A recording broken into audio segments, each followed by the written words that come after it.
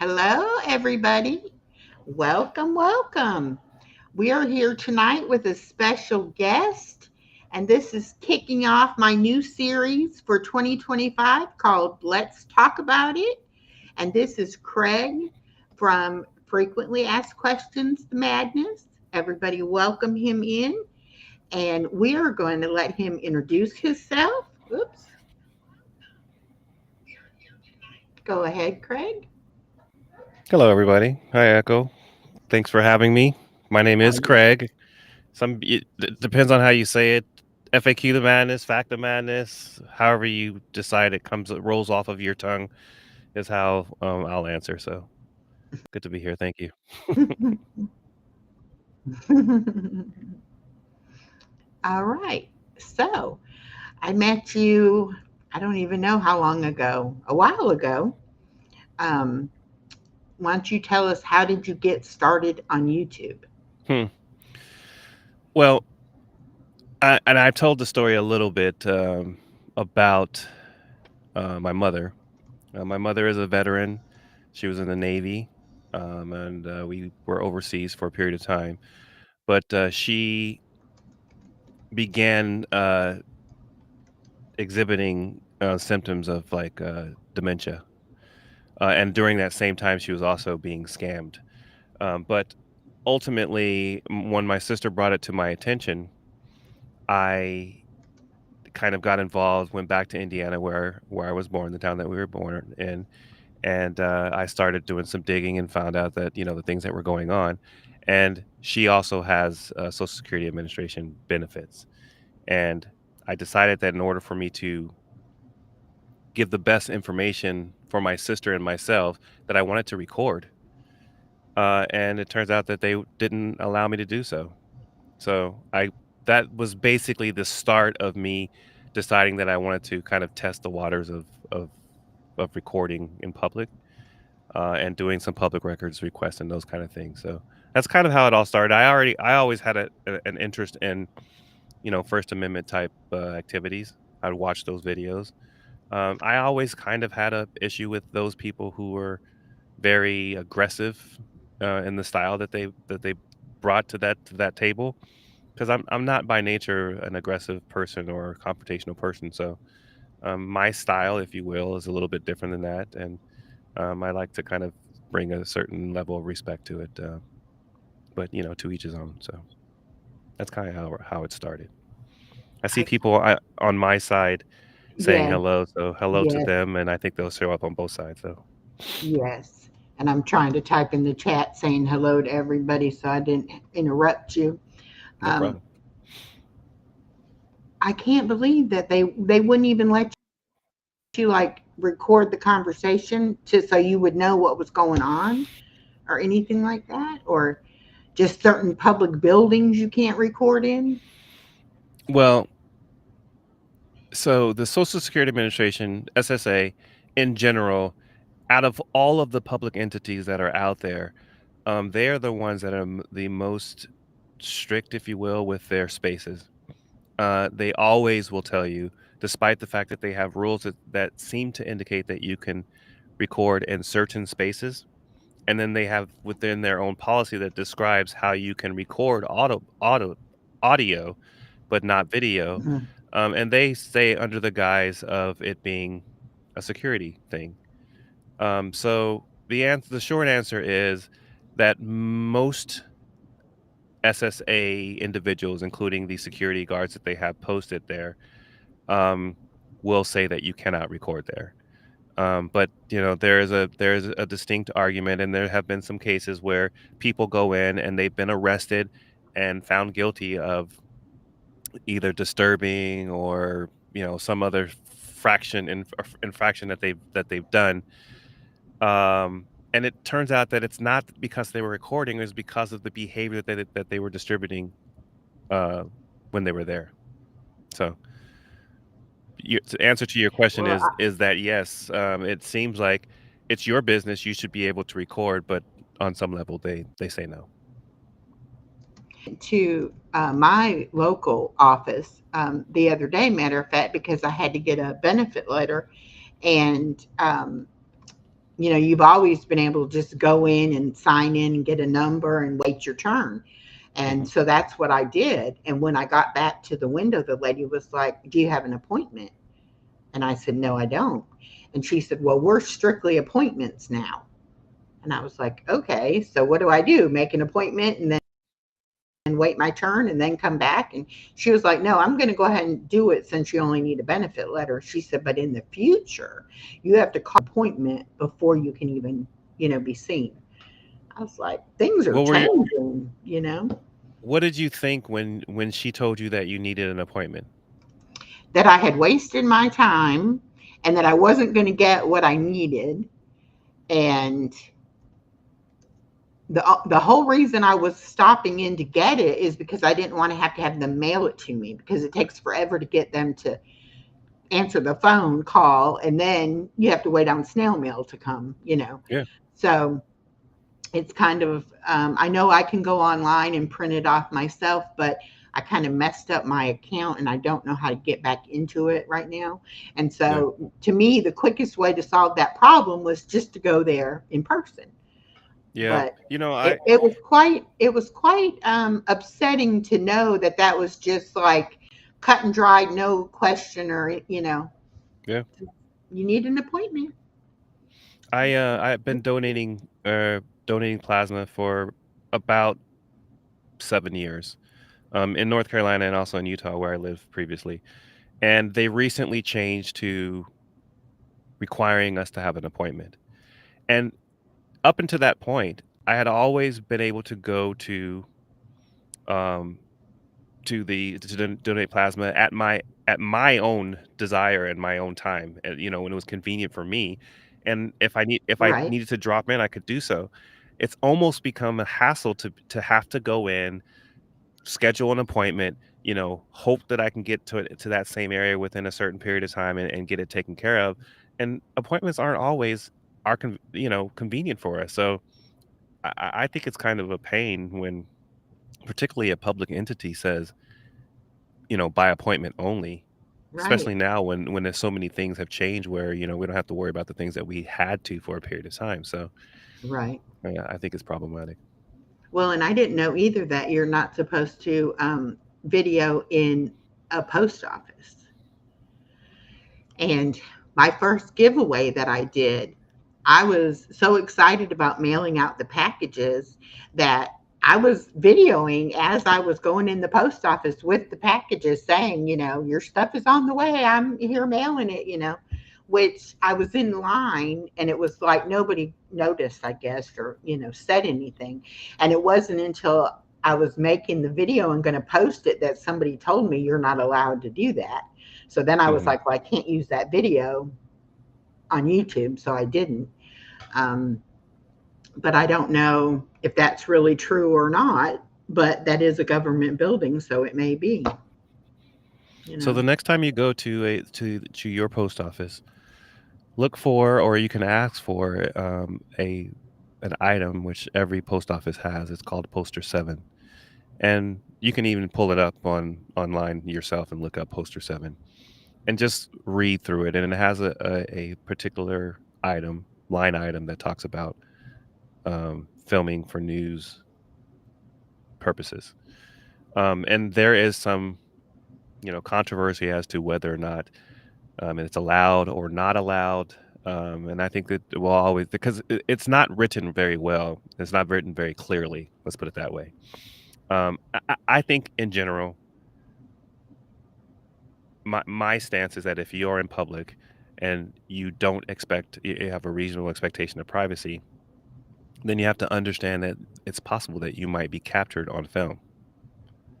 I think that's just normal. I mean, when is the last time that you were anywhere and you were filming in public and you stopped and asked every single person, for Yeah. permission to do No. so? And I mean, I will try to not show their faces or Sure. things like that. But I've videoed before and had people walk right in front of me. You Yeah. know, and it's Yeah. like, well, I guess you'll be on my video then. You know. Well, that's where the whole, I mean, and people say, people are doing it not for my rights or for the privilege of being able First Amendment rights, etc. But they're doing it for the whole confrontation of it all. And again, Yeah, I mentioned the fact that I'm opposed to people being specifically confrontational. I think that on the surface there is a problem with that. Um, and I'm not trying to capture that. What I am, if anything, is I'm trying to highlight that a lot of times the interactions that you have with government officials aren't always the most pleasant. And the question is, why? Is it because you're having a bad day and you're taking it out on me now because, the previous 10 people were mean to you? Or is it that something is going wrong and I need to pray for you? So, exactly. yeah, so really, what is the issue now? So, what can we get down to the bottom of that and not have this confrontation simply because I have a camera in my hand? And the impetus, as I said, for me even wanting to record in the first place was so that I can have an accurate record of what it is I was doing for my mother. Yes, Full transparency, so to speak. right. So, Yeah. I I don't know. People today, for some reason, it's everybody's on the defensive. Everybody's all ready to have a confrontation and get upset. And it's like, stop just a minute. Nobody is upset here. Everybody is calm. And I even hear it like at the doctor's office. People will mhm, act like my doctor's office, they ask you every time you go for your ID and your driver's or your ID and your insurance card.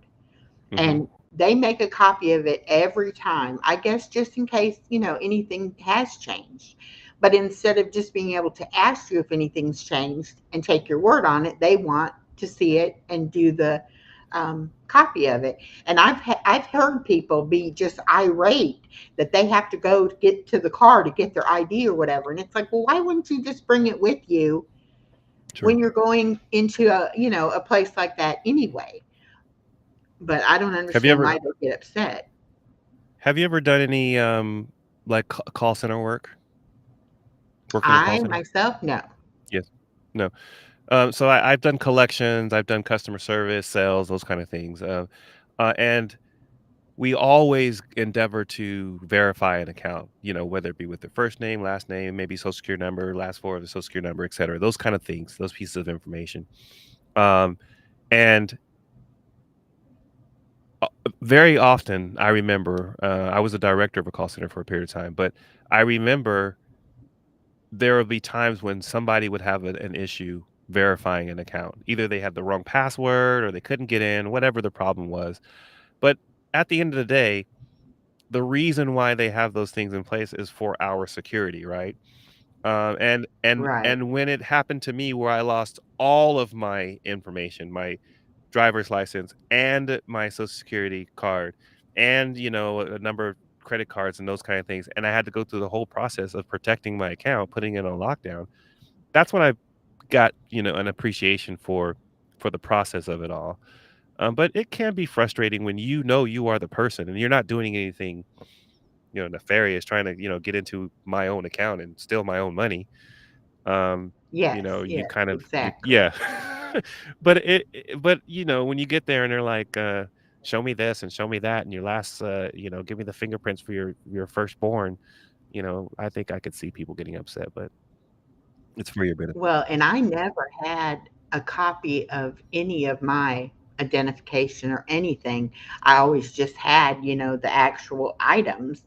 And when my granddaughter was a baby and we were traveling and we had, the multiple diaper bags and all of that, I had my IDs and things in a little small little wallet, and I had actually stuck it down in the diaper bag when we were in a store, and I forgot about it. And the next day, when I couldn't find it, I just knew I had lost Mhm. it. I didn't ever even think to look in the diaper bag. So here I am out of state, sure that my everything is lost. I'm calling all the places I had been. Of course, nobody had found it or anything like that. And a friend of mine was like, well, don't you have a copy of all the information? Because even like your credit cards has the phone number on the back of the Mhm. card. I didn't know the phone number to the credit card, and things like that. And I was like, no, I don't have copies of anything. So luckily, when we got home from vacation and we unpacked that diaper bag, we found everything, in Yeah. there. But now I have copies of everything. So at least if I can get home to get to my copies, Yeah. I can go ahead and take care of canceling things and things like that. But it's just, I mean, you have to protect your identity. That's for sure. And it's a scary thing when you think, oh, somebody's got all my Yeah. stuff. Well, my wife and I, we were married, and it's funny because I asked her today to remind me what the actual day was because we had a change. It's May 3rd, and I was trying to confirm with her that that was the date because I was like, I just want to make sure that I have it right in my mind because we changed it. We went to my dad married us. He's a pastor. He's just recently celebrated his 33rd pastoral anniversary. Um, Oh, but the wow. reason why I brought that up is because we have been endeavoring to make sure that we are capable of knowing certain pieces of information. This is prior to us getting married, so that we, if God forbid something happened to one of us and the other one was still around, that we'd be able to get into those private places that we would have otherwise locked down. I don't have anything hidden from Right. my wife, um, but there are certain things that she doesn't get into that I get into all the time, and so I know it. So it's Right. crazy how we don't have processes in place necessarily for us to be able to get into those things. Like if tomorrow I needed to pay all the bills that my wife takes care of, it might be a Hmm. difficult task because she does it all the time and I don't. So Right. When I was married, that's how it was too. My husband didn't know who we owed, how much we owed, when the payment was yeah, due, if I paid it online or sent them a check, or, he didn't know any of it because it's not something he had to deal with, you know. So yeah, I can totally what understand do you? that. And Sorry. the older that I get, the more I think that I need to do that with my Hmm. daughter so that she'll know all my things in case I need help, dealing with that. And So, and now my mother now officially being diagnosed with Alzheimer's, and not necessarily that I'm better than my sister in many regards, but I've done a lot more things in my lifetime than she has. I've owned a house, I've been married, those kind of things, and so I am able to take care of certain things in a different way that she does never had to really think about. So right, when she figured out that mom was going through these things, she was like, "Craig, I need I need your help." And so I kind of took over those things, and now I am able to take care of everything for my mother. And there's times where she's still stuck in these different places and she broods over certain things, like for example, the house that she and her brothers inherited. My mother's always been taking care of it, but she's utilized the property in certain ways and she forgets exactly what she's done. I now know what it is that she has done and how the money was allocated and all those kind of things. And I remind her that I've taken right, care of it because she asked me to. It's a really difficult kind of scenario to have my mother being the single parent that she was for as many years as she did, being the strong woman that I know her to be, capable of doing damn near anything. And then for her to come right, full circle around where that mental acuity is not quite there any longer. It's painful on so many levels, but she's still my mom and she's still in there. You know what I mean? So we do the best that we can right, to kind of right. work through that. So. Yes, we've actually talked on this channel several times about Alzheimer's and Hmm. dementia, because that's probably one of my biggest fears. I've always had health issues, so I'm pretty sure I will end up where my body gives out, but my mind may still be Yeah. okay. And I've told my daughter, as long as I'm still in there, do whatever you got to do. Right. But if my mind is gone and I don't know where I am, then I'm terrified of that idea that my body would still be functioning, but my mind wouldn't be Yeah. there. But we have a lot of people that come in here that, and also traumatic brain injuries too. We have a couple people that have a spouse that has that going on, where they lose a lot of their memory as well. Mhm. So it's a very frustrating for the patient as well as for the family, that is trying to help the patient. Yeah. When I years and years ago, I rented a trailer from this guy, and he had a 93-year-old mom, and she lived with him, and she had Alzheimer's. And every time she got outside, she thought that somebody was going to try to kidnap Mm. her and put her in a car. So she would run into the woods, and it was the trailer park was kind of a wooded area Mhm. anyway.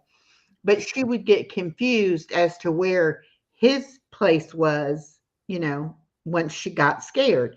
And so she came to my door one day, and she knocked on the door, and she said, let me in. And of course I knew who she was, but she didn't know who I was. Yeah. But she came in, and she pulled a chair out from the wall and kind of crouched down behind the chair, and she was very upset, and she kept saying, "You can't let them get me." And Mm. I was like, "Okay, I'm not going to let anybody get you. It's fine." And of course, I went ahead and I called her son, and I was like, "Your mama's over here." And he was like, "Thank goodness," because they couldn't find her. They didn't know where she was. But he said that something happened in her teenage years where it wasn't that somebody kidnapped her, but she was in a car, and she wanted to get out, and they wouldn't let her get out of the car. Mm. Uh, Probably because she wasn't in an area that, she could have just got out and walked home from or Yeah. something. But now in her memory of it is the panic setting in that she's in the car and can't get out. Yeah. And so that's what she's reliving. And, he was all upset and everything. And I said, "It's not a problem. I totally get it. I just didn't want her to be fearful of me, trying to help her." Yeah. But that's my only personal experience with somebody with Alzheimer's. But I know it's got to be so frustrating. I know I talked to another lady that it's like her dad didn't know who she was. Like he said, "Hi, good to meet you," and she was like, "I'm your Yeah. daughter." And he didn't have a clue that that was his daughter. Well, my oldest daughter has borne me now one grandson so far, and my mom now, when I talk to her, it's as if she is just now discovering that he exists, and he's now a year and some change old. And I just play along with it. Yeah, he's a joy and this and that, but it is kind of interesting to have to go back to these places. And I'd say my mother, when you talk to her, she resets probably about, well, it's multiple times in a conversation, but it's cyclical, but you can tell that she's going to repeat what she just talked about, or she forgets what it is that you just talked about. So yeah, it's a tough one for sure. It is. And there's a channel on here called Pickle Trees. I don't know if you've Mm-mm. heard of that. But the mother is 92, and it's got, I don't know if she has Alzheimer's or dementia. I think it's dementia though. Anyway, the daughter created the channel, and the lady does jokes, like short videos of Mhm. jokes. And she can remember the joke, and she tells it perfectly with the punchline. Sorry about that. But there's also videos on there of the daughter talking about, like this is something, a way for her to connect with her mom, that YouTube has brought them together and, help them to connect. Anyway, she wanted people to send the lady Oh Christmas wow. cards. And so, of course, I was putting her address out there and, asking all my followers, send her a card. And the lady made a video of her, with some of the cards. And she said, "These are your fans." And the lady was like just so excited to even get Hmm. mail. I'm like, such a small thing to do, to cheer somebody up or whatever. But I applaud the daughter for having the, you know, courage to put that Sure. all out there on YouTube, I saw but it's got to be helping other I did people too. see I don't know what his name is, but it's a gentleman and he has his father, older guy, older white guy. I don't know. His dad might have been like a doctor type or something like that, but he's always worried about his brother and he's always worried about whether his kids are fed or whatever. He's like, "Dad, you have plenty of money. You're okay and you live with me and sometimes you go to such and such a person's house and everything's okay." And you can always tell that he's so confused, but they share that part of it all uh, on their YouTube channel. I think maybe TikTok as well. But it does kind of allow you to be able to see what people are dealing with. And my wife, her mother, who's passed, I think it may have been 8 years now, but she dealt with her mother having Alzheimer's for a period of time as well. So her knowledge, bringing that to the table for me, was really comforting and allowing me to be able to help with my mom. And I mean, I'm sure that there's so much more that I could do better for my mom. But she has a partner, a life partner that happened to be my coach when I was younger. They're together now, and you can tell that they love each other and they kind of work through the things that she's going through. So I'm just thankful that exists. Well, that's good that she's not handling it, Correct. 100% alone. But it's got to be just hard for him as well to deal with that. There's another channel I watch too. I can't remember the name of it, but it's a married couple, and the wife has got Mm, dementia, and they're young. They're probably in their 50s, maybe late 50s, um, and she has really gone down oh, fast with that. And I think with dementia, there's a lot more physical um, aspects of it where almost like she is forgetting how to mm, walk and things like that. And so there's a lot of that stress involved in it too. And he's in the process of trying to get her into a like a long-term care facility type thing. Not because he can't care for her, but because, or that he doesn't want to care for her, but that he's not physically able, that she's going to need more yeah, assistance than what he can do. And he said, I'll still be there all day, every day with her for her meals and, all of that. But and she doesn't really quite get what's yeah, going on with that, and it's got to be just terrible for him, because that's his wife. They've been married for, a yeah, lot of years, and she's in there somewhere, yeah. you know. So it's really got to be hard. Really got to be I was hard. gonna. Well, there are a number of people on my side. Again, this is the first time I've been doing this through specifically. Is it called Restream? Is that what it's called? Restream? It Restream. seems it Uh-huh. seems to be seamless, so I don't have a problem with it or anything, but, I'm not ignoring you guys, I'm trying to pay attention to, obviously, Echo, and I remember when I first it seems like it's been a couple of months. You mentioned that we met each other. I feel like it was, and you can tell me if you remember this or not. Do you know who, Specs Appeal is? You said Hmm. yes? Oh, okay, so Yes. I remember when I first discovered her, I feel like she was introducing a number of different people, and then I had come across your channel on a live, I think, and I remember you saying, "I'm gonna give you a wrench, but, make sure that, you're trustworthy with it." Kind of the same thing that Specs did, and then hopefully I've done well by it, but, it's been now 3 months that we've kind of come across each other's channels, and now you have me on, so, Right, um yes, and I try to give everybody a wrench because I want them to be able to connect with everybody else, and it makes it so much easier. yeah, But on the other hand of it, I've never had a problem doing that. But I do mhm, look at people's channels, and I might not give somebody that has no subscribers a wrench right off the bat. Now, if they sure, come in, I see them a couple of times coming in, as a viewer, I would do it. But yeah. if they have a channel and I look at their channel and then I decide, yeah, okay, I think they're okay, I'll give them the wrench. But I always do say that, I can take it back, and just like Yeah. I'm giving it to you. Well, the Um, same thing happens on eBay.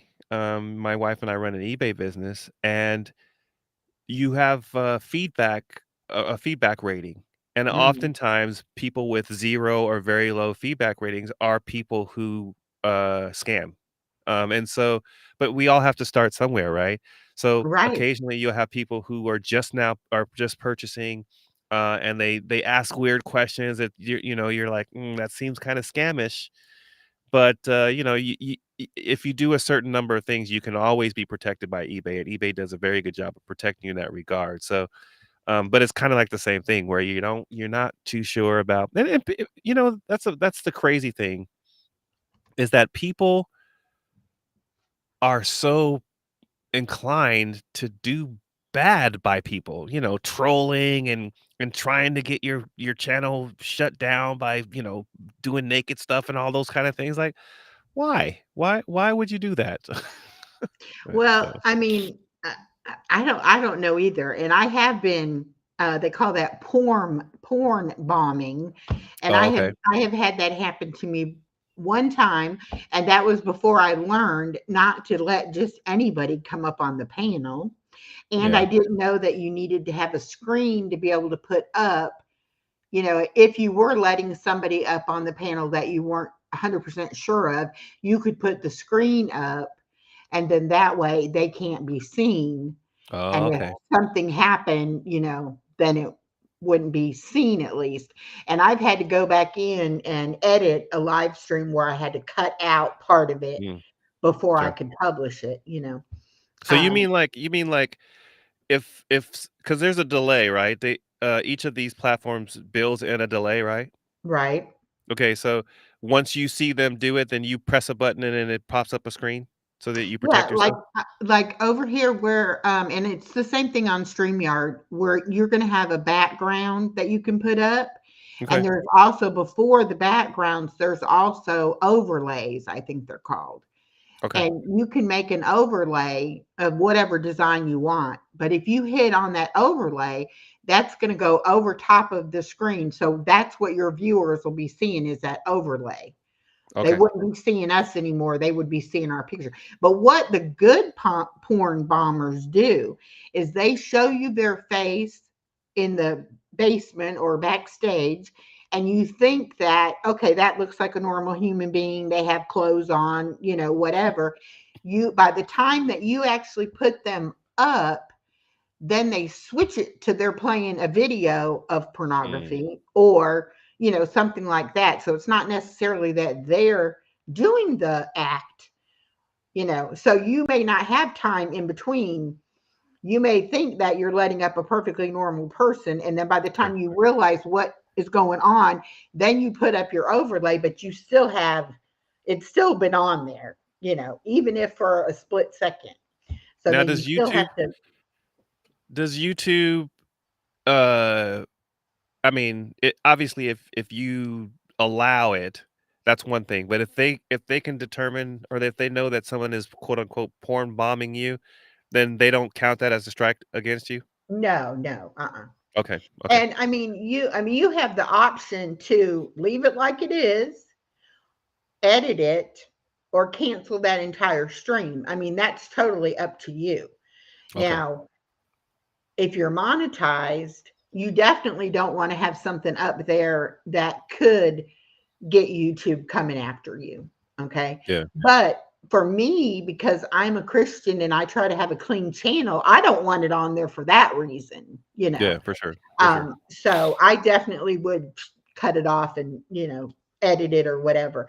But like I said, they normally get people, and this is one thing that another good tip for new YouTubers is don't advertise that you're doing your first live stream Oh, yeah. because most people, when they do their very first live stream, they're not really good at the mechanics of doing it, and they're not maybe aware of the fact that you're going to have people that are going to try to get up on stage and do something like that to you. Yeah. And so you're more likely to have that happen.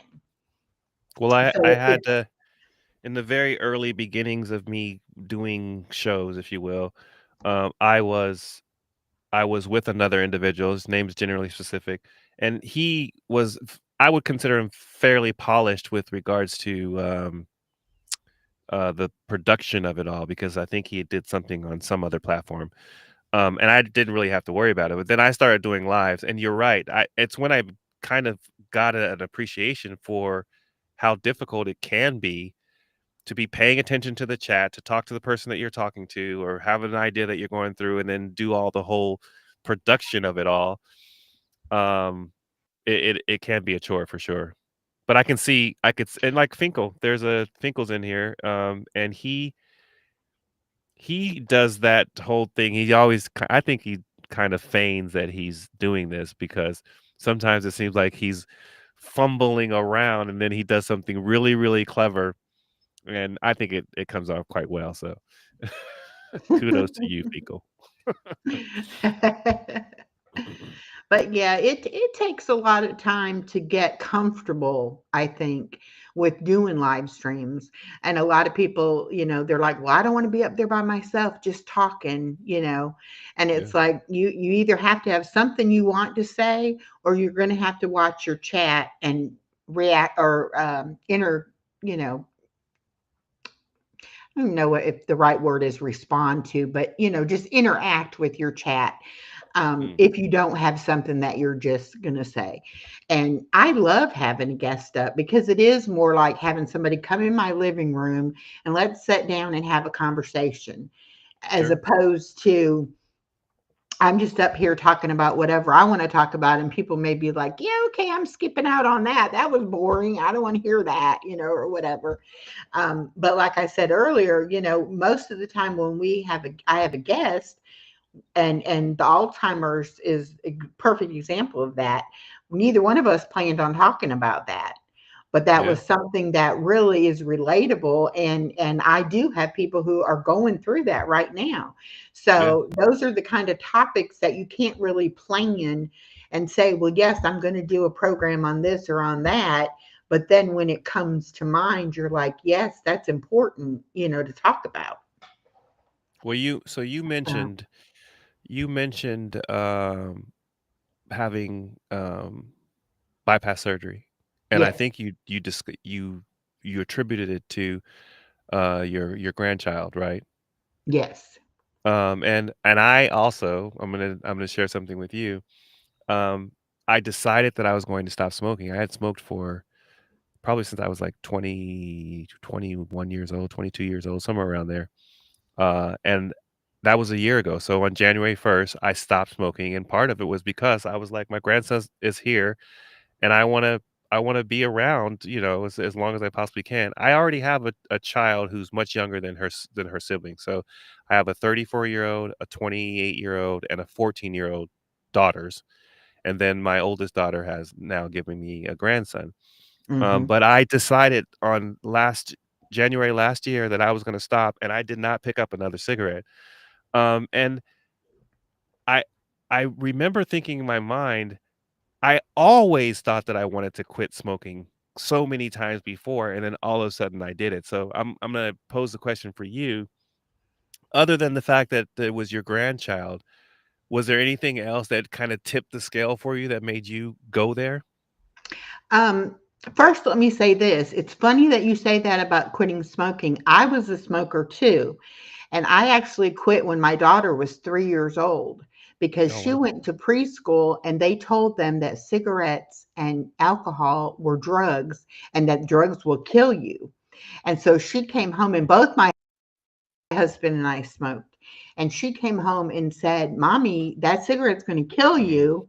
And it was like, even though, you know all the bad health things from yeah. smoking, but when your own child says that to you, you're like, you're exactly right. And I need to stop. And I had actually stopped before I had her because I had pneumonia.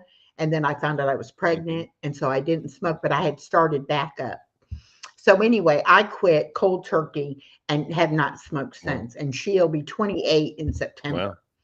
So yes. Now, and when my with my weight loss surgery, when I hadn't thought about doing the weight loss surgery as soon as I was going to be a grandmother, but when I knew I was going to be a grandmother, it changed my focus, that where I had been in denial about a lot of my health Mhm. issues, that now I had to get Okay. serious because I wanted to live long enough to be around for my granddaughter.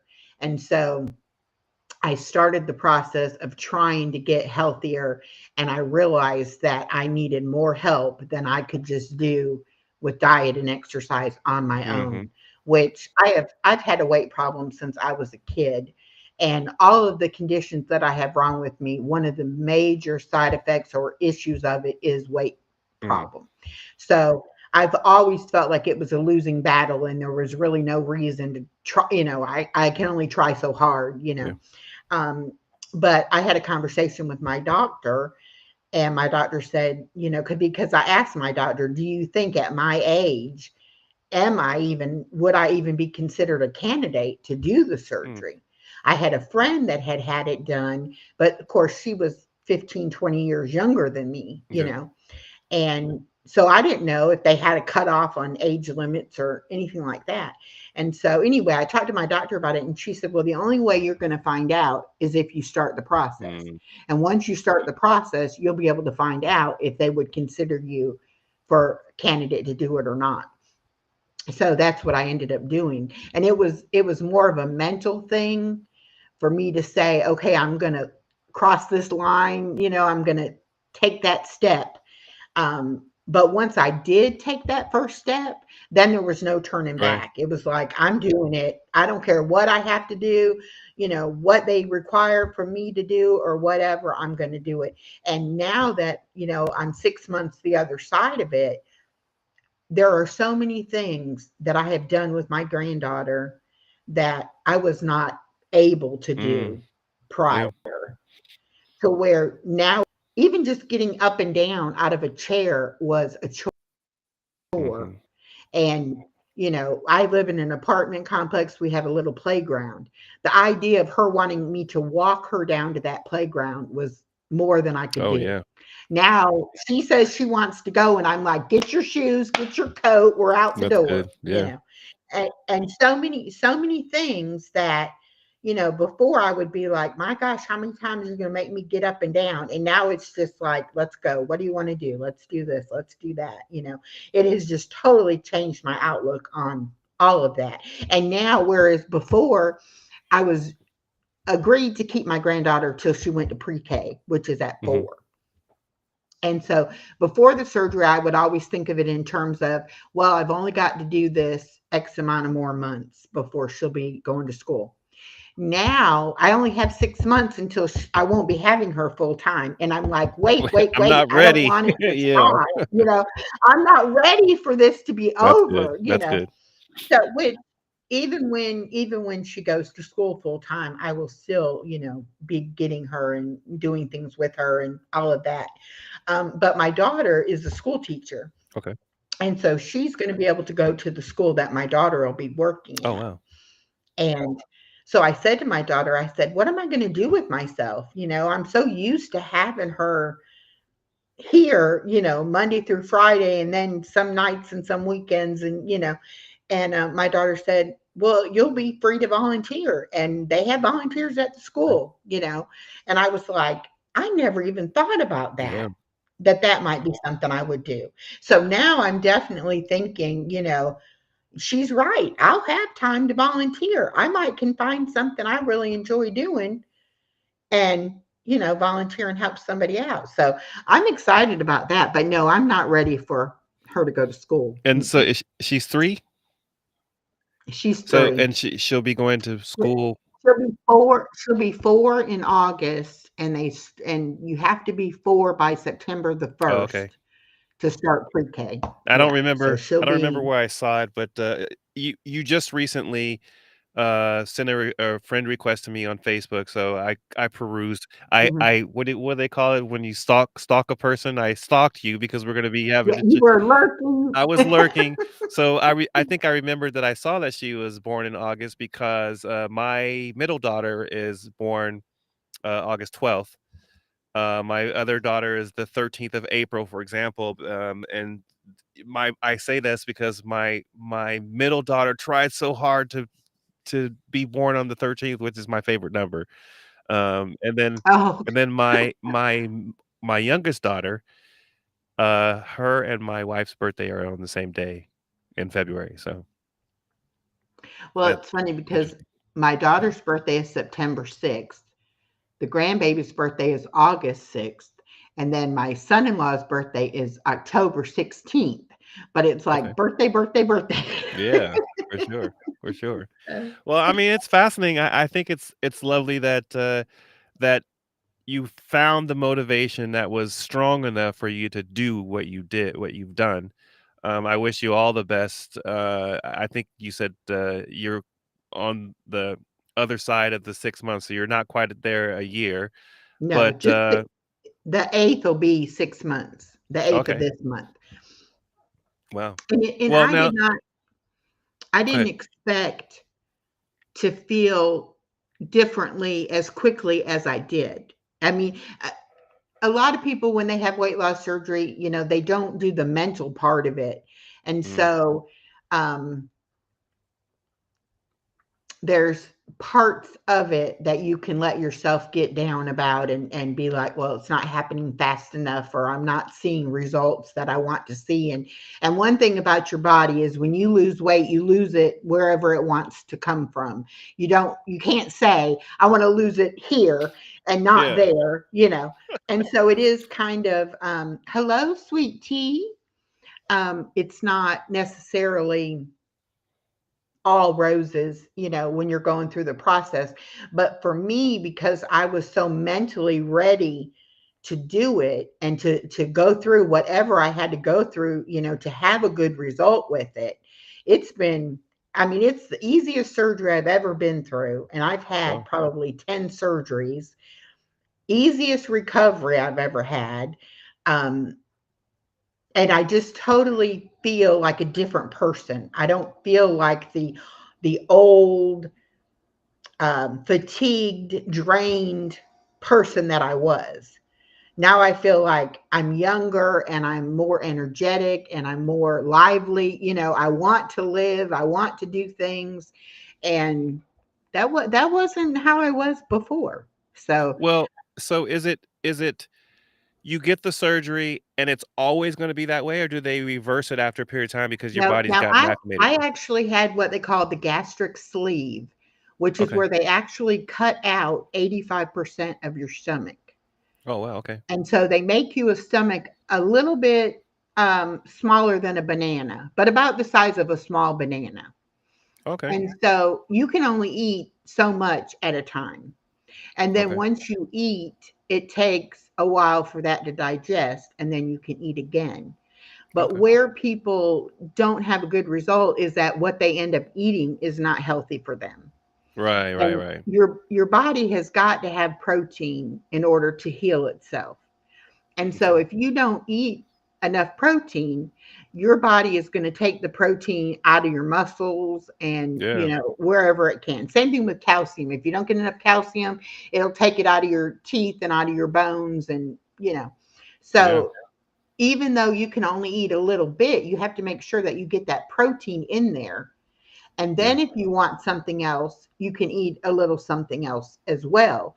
But a lot of people, they feel deprived that they can't eat certain things, and then they eat the wrong things.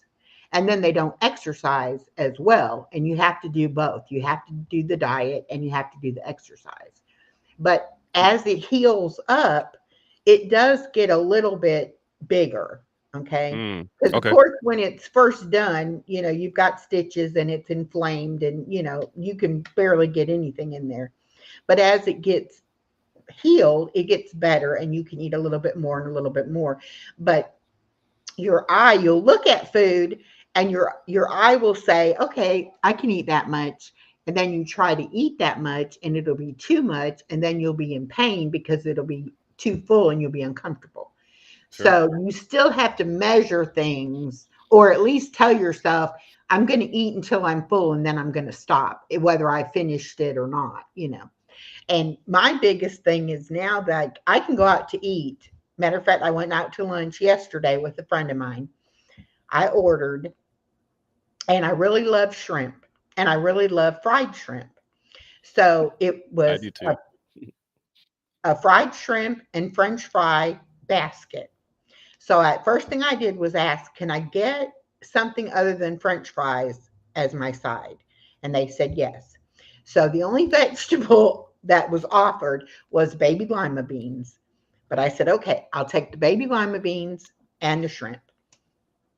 So I ate like 2 pieces of shrimp and like 2 bites of the lima beans. And I was full. So I got the to go box, I boxed it up.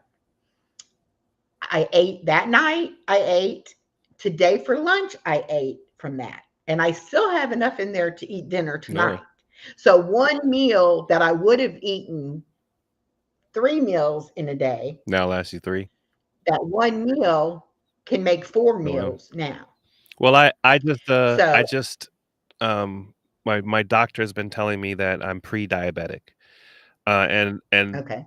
cautioned me on needing to change my diet. In fact, I most of my life I was around 170 something pounds, and I at the within like the last 3 months ago, I was up to like 240. I've lost a little bit of weight, but I just never really cared about what I ate, and now I'm at the age where I need to start doing that. And I ate pasta all the time and breads all the time, and they're like, you can't do that anymore, and I'm kind of sad about it. But one of the things that I've learned that I have to take care of is we look at portions in America specifically kind of weirdly. Exactly. I mean, Hmm. I don't have to eat the portions that I normally eat. Like you're describing is we can eat far less and be okay.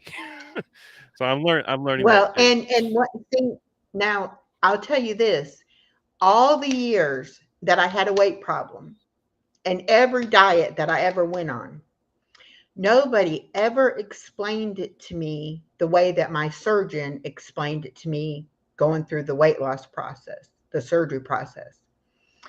And I said, why is this not what the diet industry is telling people? Okay. First of all, you need to have the nutrition in the food that we eat. So much of the food that we eat is not Mm, nutritious at mhm. all. And so much of it is chemicals and preservatives and all of that that our bodies are not made to deal with. So when your body doesn't know how to deal with something, it either gets rid of it or it stores it. And when it stores it, then that is what actually gets into your organs and actually starts giving you health Mm. problems because it's not supposed to be there. So I've had to learn, and the protein thing. You can live on just protein. And I know a lot of people do the carnivore diet where they just eat protein, but we're not going to necessarily be satisfied just eating one food Right, right. group. So I've had to learn what can I do to pasta to make it healthier. Okay. I found chickpea pasta. Now, if you cook it and you just eat the pasta, it's not going to be as good as regular Mhm. pasta. But if you make it with your, Italian seasonings and your tomato sauce and some cheese in there and Alfredo maybe some sauce. ground turkey, yeah, it's Okay. delicious. And you're like, I'm eating pasta, even though, I'm not eating regular What did you say? pasta, but it's still good. Chickpea pasta? Oh Chickpea. my god. Okay.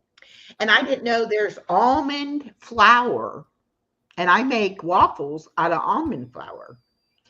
Um, we never think about regular old fashioned white flour, how detrimental that is to our Mm. bodies.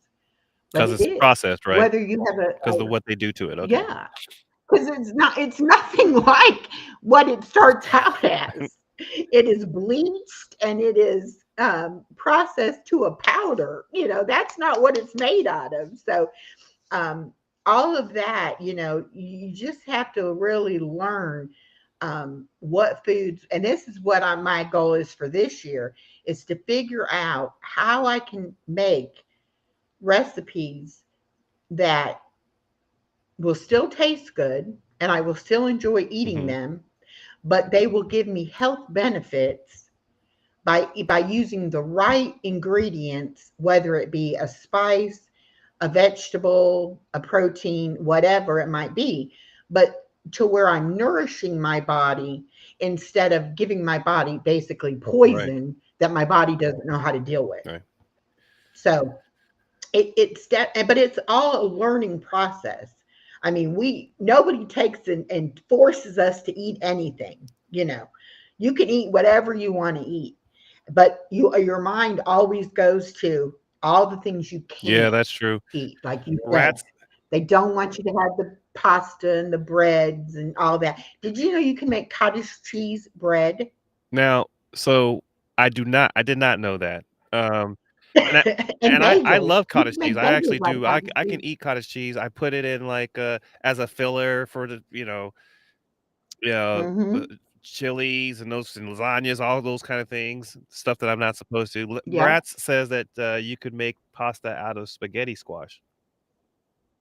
Yes, Now you my can. problem is, And you can also make I was gonna say my problem is noodles that out I of a don't. zucchini. It's like my wife gives me this certain type of bread that's not real bread, and I really don't like it. She makes me eat this other type of sugar, which I really don't like, and I stopped eating the bad stuff. Okay, but I'm trying to find the stuff that actually tastes good to me. Right. So, And I think a lot of it is just trial and mhm, error. You just have to, see where your tastes are at and what you really want to be able to have and what you can do without. But I'm not going to go without anything. I mean, if I like my granddaughter's birthday, before being diabetic, everybody would be like, oh, well, we know you don't want any cake. And it's like, oh oh, yes, I I do do. want cake, but I'm not All going to eat right. it. This year, I was like, you know what?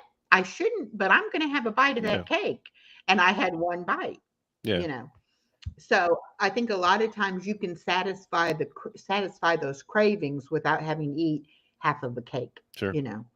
But my biggest problem is living alone, and the grocery stores only package things in, like you have to buy a whole loaf of Hmm. bread. You can't buy 4 or 5 slices, things like that, to where it's hard not to have a lot. So what I end up doing is I end up freezing a lot of stuff.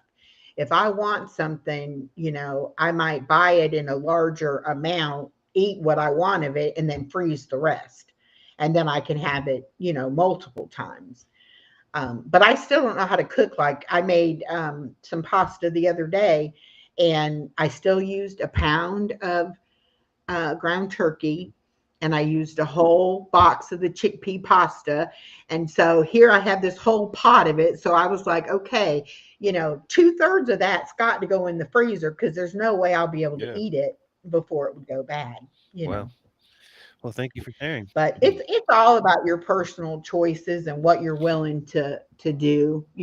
But if you are pre-diabetic, you don't want to go down that road. Amen. You Let me tell you some of the side effects of being diabetic. Oh, my uncle Okay. told me.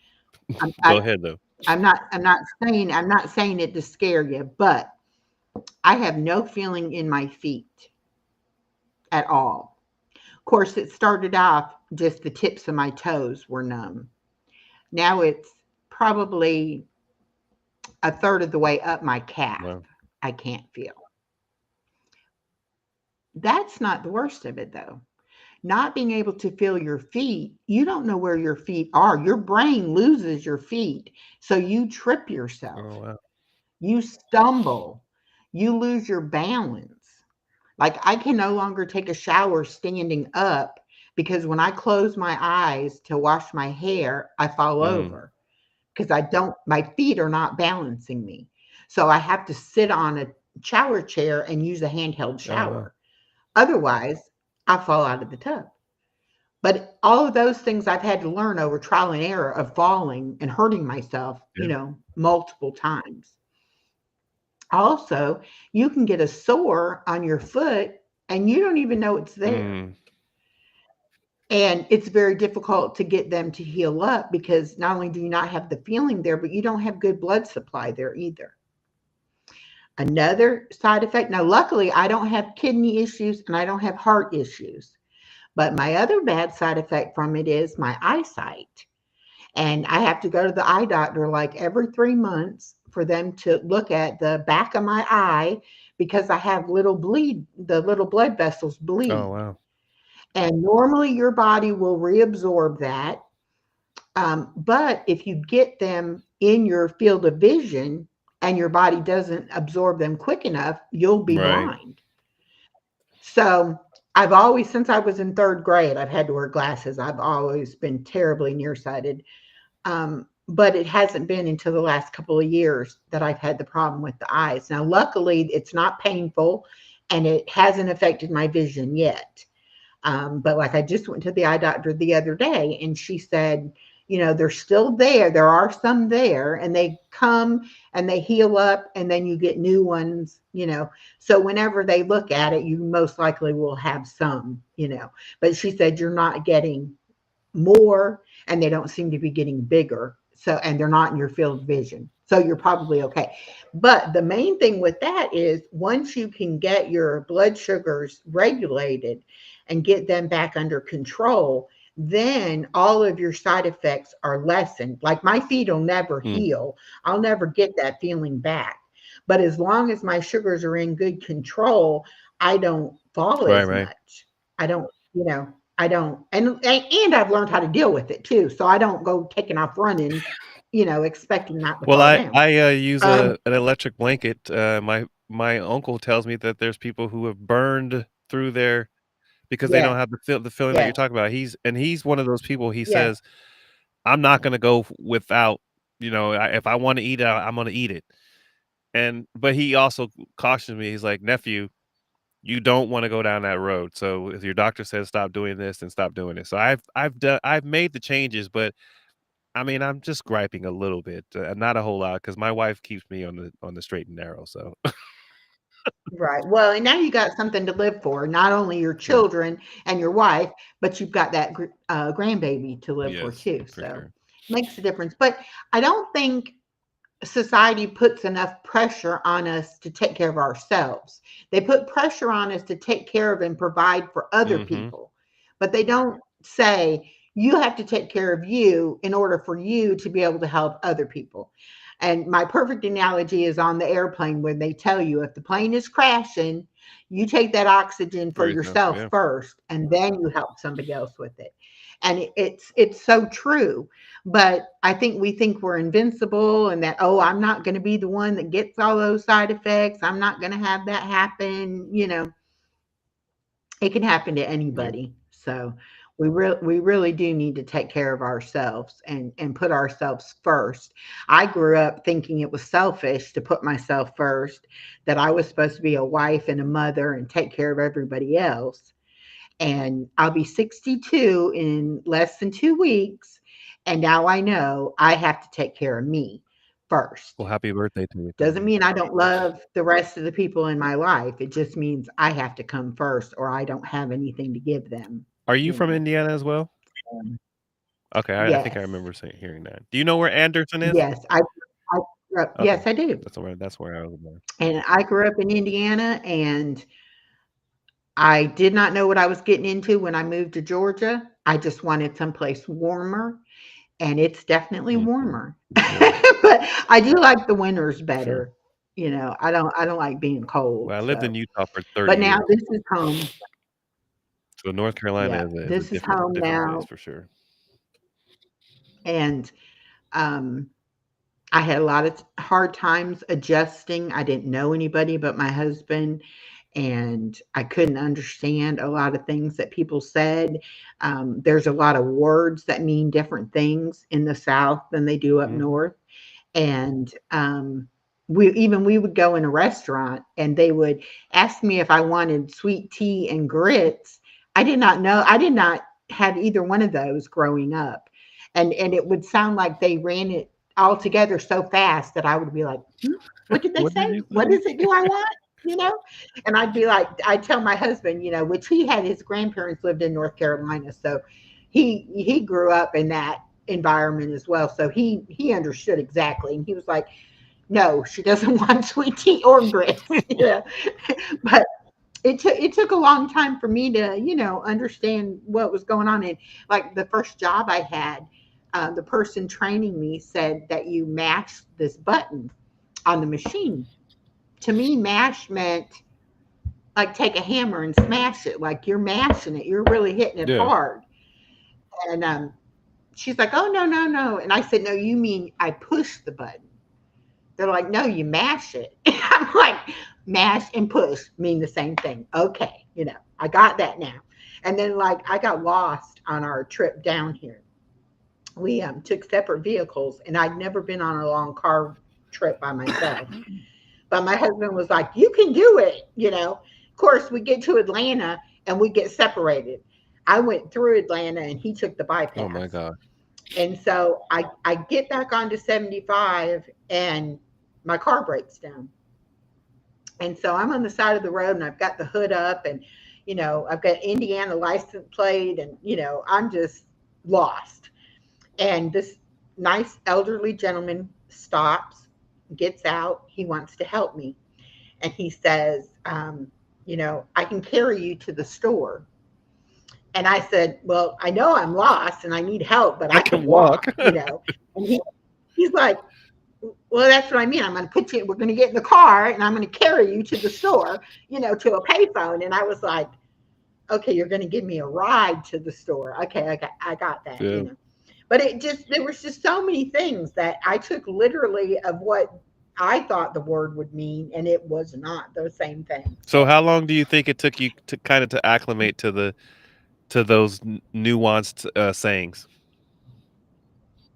Well, at first I didn't work. My husband was old fashioned and he was like, you don't have to work. And I had worked since I was a teenager. And I was like so thrilled, thinking, great, that'll be wonderful. And of course, I wanted to have a house full of babies. And so I was going to be a housewife and have babies. That didn't happen right away. And so I didn't get a job until we had been here probably 6 Okay. months. And then once I got a job, I, started slowly getting more familiar Sure. with it, But now I've lived in Georgia longer than I lived in Indiana. So this is home now. And I don't have any family that still lives in Indiana. So, and this is where my daughter was born and my granddaughter was born. So this is home for Good. them. Well, that's why I stayed in Utah for as long as I did, because my daughters are there, all three of them. You know, although I moved to North Carolina, I still go back, but my Yeah. wife is from from Utah, and she was tired of the cold weather, so North Carolina is home now for me. Well, I'm sure that was a big change for her too. I've not been in North Carolina that much, but I know it's probably a whole lot warmer than It Utah is, is. for sure. And although of late it's Um, been pretty cold the last couple of days, I haven't golfed. I mean, I golfed yesterday or the day before yesterday, and it was like 42 degrees, which is kind of cold, but um, it was below freezing last night, so the golf course was closed. So when it gets that cold, I can't golf. So well, the last 2 winters, I had left my plants out on the patio, and we had unprecedented freeze, and I lost just about all my plants. So this year, before Thanksgiving, I brought them inside. And my daughter said yesterday, can the plants go back outside yet? And I'm like, nope, nope, because it could still freeze. You never know.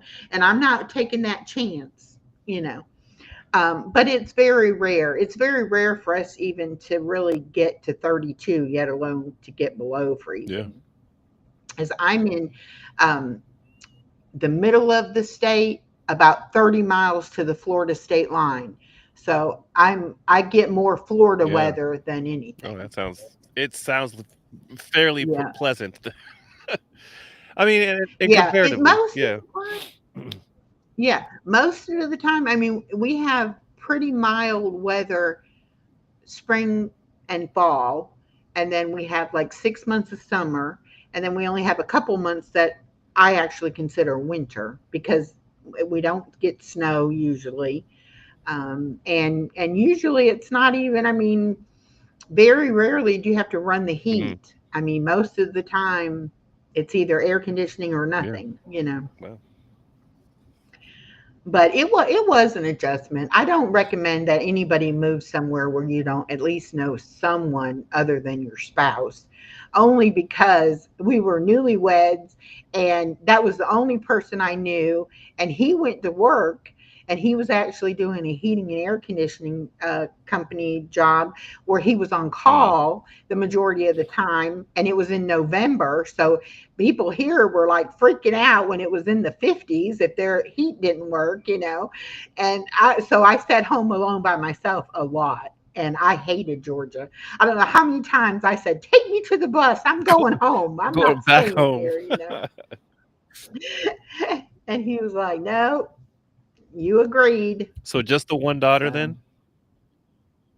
Okay. yes, um, it took me 10 years to have Oh wow. her, and of course, I didn't know I was going to have any kind of issues, and I just thought as soon as I wanted to, I would have a baby, but that doesn't always happen. And took me 10 years to get her, and then I tried for 5 more years to have another one, and then I had to have a complete hysterectomy. So my time was done with that. But I'm thankful that God blessed me with the one that I have, and she always wanted a sibling, and so she said when she started having kids she was going to have at least two, although now that she has one she's like, one's not a bad One is not a thing. bad number at all, I think. Yeah.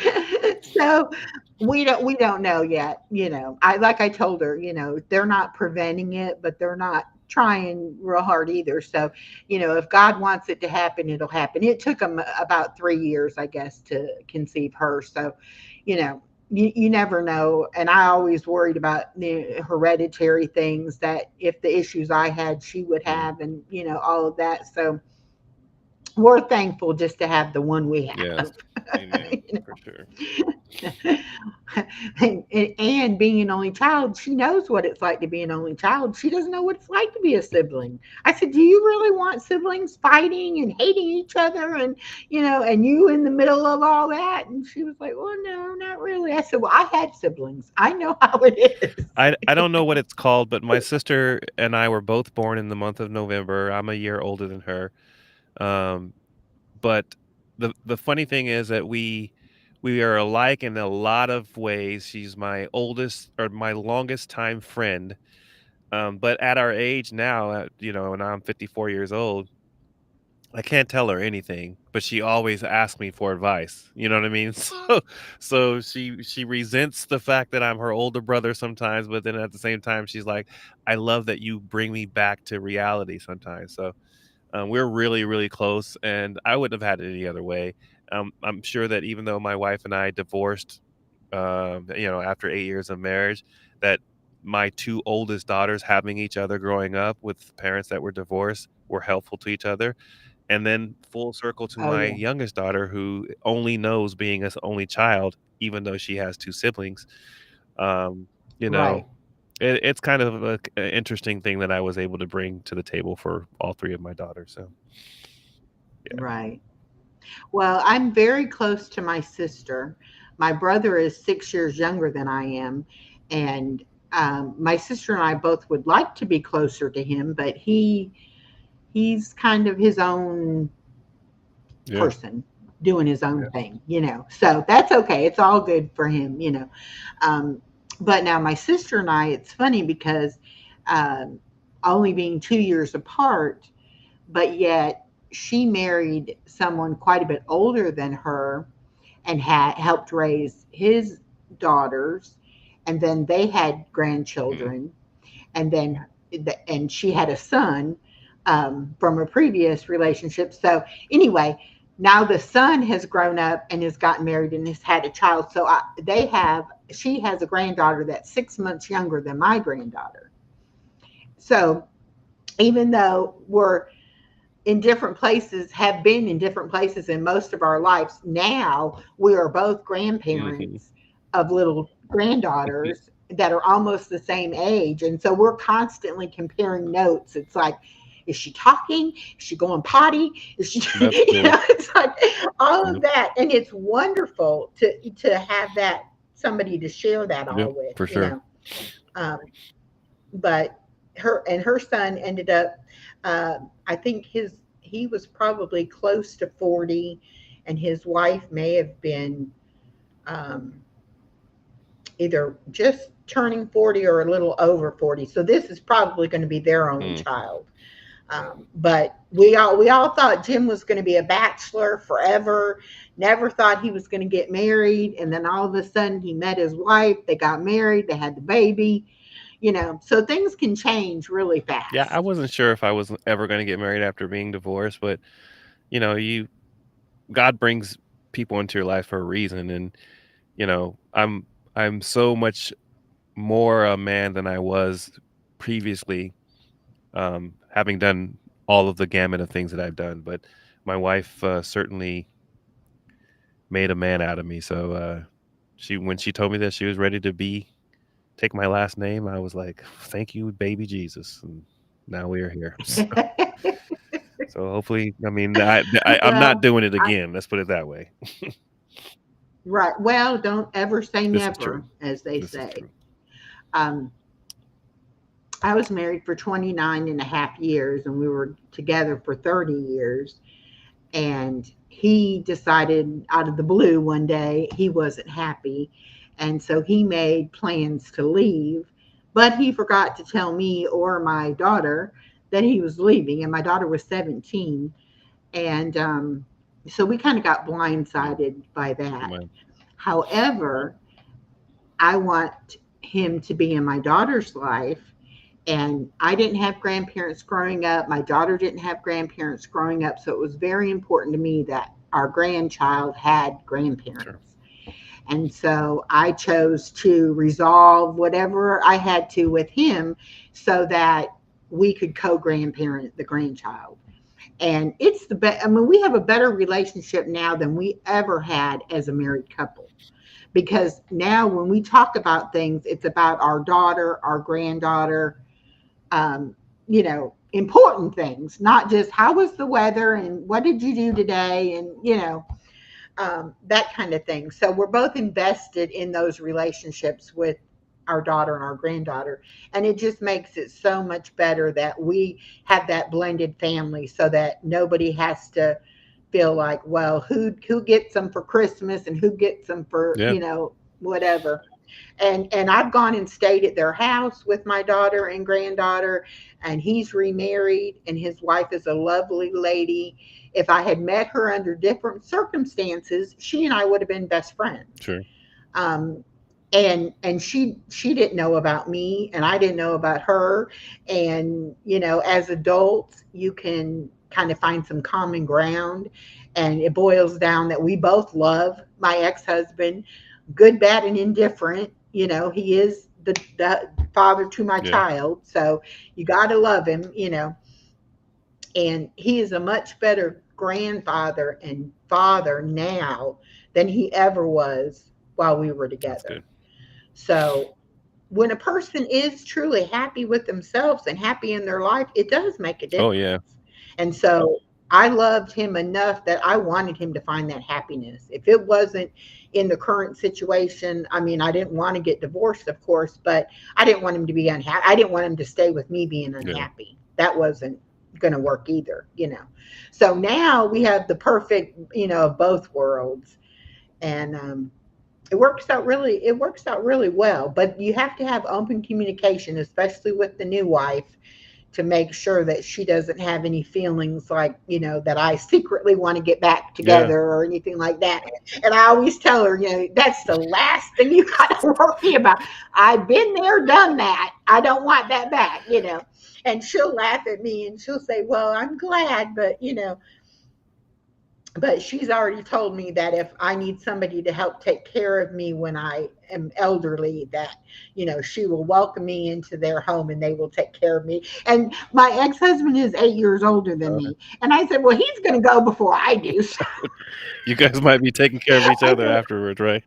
yeah, I said, I'll offer you that same invitation. If he goes first and you need somebody to take care of you, you can come and live with me, and my daughter will take care of both of us. Yeah.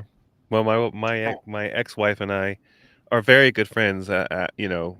Despite having been mhm. divorced, and my current wife now, she said, I can't remember how she said it, but she described how she can see why it is that I was with her, why we were together, and I mean, they're very fond of each other, both of them. We hung out at the weddings and all those kind of things, and when we go see the grandson. So, like you said, it's good to be able to experience all sides of your grandparents, right? So, I think that's a good thing for sure.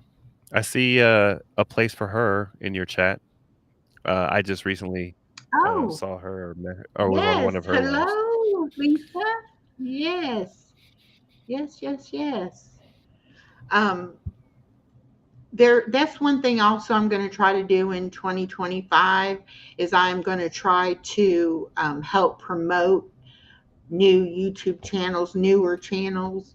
Um, I know I don't know everything there is to know about YouTube, but I know that I learned it the hard way because I was older and didn't know much about computers and all of that. And so if I can learn it, anybody can learn it. Yeah. So if there's anything that I can help anybody, going down that road, I'm more than happy to do it. And I don't just watch somebody's channel and become friends with them and then never see their channel Mm. again. When it pops up on my feed or whatever, a lot of times I put stuff in the watch later, and then I'll sit down and I'll watch. I don't always comment on things, but I do watch a lot of the content. But also, if I don't like somebody's personality or somebody's content, I'm not going to watch it. I don't care how big their channel is or anything like that. I'm not, that's Yeah, not me. I'm not going to do it. I agree. So It's I too have a lot of varied interests, it's too much you know. too much drama that you can create on your own, let alone having somebody else's drama kind of affect your life, right? So, um, and I have had this journey I've had some ups and downs with particular people, but I'm one of those kind of people, like literally it's not I'm not very confrontational at all, really. I'm not but at the same time I just don't let people walk over me, right? So I'll Right, quote unquote defend right. my honor, if you will, um, but only to the degree that I need to, um, and no more. And Well, I having you mentioned liking a person's channel. I'm going to mention this because it made me think of when we lived in Washington D.C. I saw you on one of your lives, I think, putting together puzzles. My mother and I and mhm. my sister, we used to have a big old puzzle table, and we would put puzzle together, like, come home and put a piece in, but then we would sit down for maybe an hour or two sometimes and just kind of fellowship and do puzzles. And I'm like, I can't wait till one of these days she's doing a puzzle and I can go in there and play with you guys. Well, and the reason I started doing them online is because before my granddaughter started toddling around, I had the puzzle on the Okay. table. And when she got big enough and could reach up and knock the pieces down, I said, okay, I can't do that Yeah. anymore. And so I put the puzzles away and I really found myself missing doing the Hmm. puzzles. And then somebody told me about doing it online. And so I do it online as a live stream a lot, but I also play the puzzles myself all the time. It's like I almost always have that tab open. And sometimes I'll be like, okay, I'm tired of doing this now. Let me take a break and do a puzzle. So now But yeah, I I love might doing have the a puzzles. little time waster thing that I can do, because I still haven't found which I don't remember exactly which one you use. Maybe you can send me the link or something. Okay. I use it's called Jigsaw Puzzle Okay. .io, I believe is what it is. Or it may be just a second. Let me look. Maybe Jigsaw Puzzle Online IO. Just a second though. I can look. Nope. Jigsaw. puzzles.io, Puzzles. and it's free, and it has over 3,000 puzzles you can pick from, and they're always adding new puzzles. The only thing about it is that people can come in if you're on doing it, Hmm. people can come in there. They can look and see who's on doing a puzzle, and they can pop in your puzzle, which I've never had any problem with anybody doing that. But you can also go into the puzzles that are being played at the same Oh, okay. time. If you don't want to start a puzzle of your own and you just have a few minutes and you want to do it, you can pop into one of those puzzles. But you can also set how many pieces of the puzzle, and a lot of them they do like 1,000 pieces, and on the screen it is so congested of the pieces that I can't do 1,000. So I usually do about 100, 150. Now if I'm doing it online and I've got other people going to come in and do it with me, I might do a few Hmm. more, because those under 100 it goes really fast if you've got more than one person So working you on guys it. all are seeing, But you I see all the pieces, and you can like you can sort them the way you want to and all that stuff. Put them off to the yes, side. Okay, yes. well that's cool. Uh-huh. And there's a chat in there to where you can chat with the people that are, if you're in there playing with somebody else, there is like a little chat you can talk to them. And there's also a command to do, I want to say it's a slash and shuffle, but it might be shuffle and a slash. But anyway, you do that and it'll take all the pieces and line them all back up on the outside of the Oh, puzzle. okay. So if you've drug them out and paired stuff up, or whatever, or if people come in and they put the pieces in the middle of the puzzle that don't go there, or whatever, and you want to clean it all up, you can do that command and it'll take everything that's not connected out and put it around the edges of the Now, puzzle. I will be very impressed Um, if you tell me that there's an actual way they can get through a whole 1,000-piece puzzle and there be one damn piece missing. well, see, on this, there can't be I a know piece that's what I was missing. thinking, but can you imagine if that happened? You got to the end and all of a sudden everybody's looking Uh, under their computer. well, there's sometimes what can happen though is that you can lay a piece on top of another Oh, piece, okay. and then you get to the end and it looks like a piece is missing, and you have to go back over the puzzle and kind of scan it and see if anything moves that isn't connected, because it's kind of magnetic. Once the piece is in the right place, it's like locked in there and you can't move it back Okay. out. So that's how you know that is the right piece. But you can lay a piece on top of a piece that maybe is the same color, or something, and you won't be able to see it. And then you're like, wait a minute, where's the piece at? But I've had people who actually took the pieces and pulled them way out on the side. And so sometimes when I'm looking for a piece, I like make it smaller so I can see the peripheral to make sure that there's not a piece hanging out, somewhere. And you can change the background color so that depending upon the colors in the puzzle, you can see them, clearer and things like that. Nice.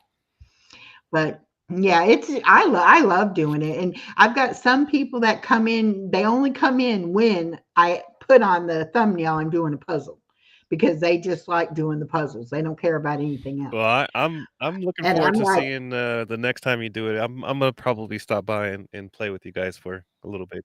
yeah, it is amazing. And it's a totally free thing. But the only thing I don't like about that is that you're not actually downloading it, so you don't have as much control of it. Like I Mm, said, somebody else could come in sure. there. But I've never had any kind of Rats. problem. But I play them all the time. And I'll go through the catalog and I'll pick out 25 puzzles, and then I'll just do them one after the other.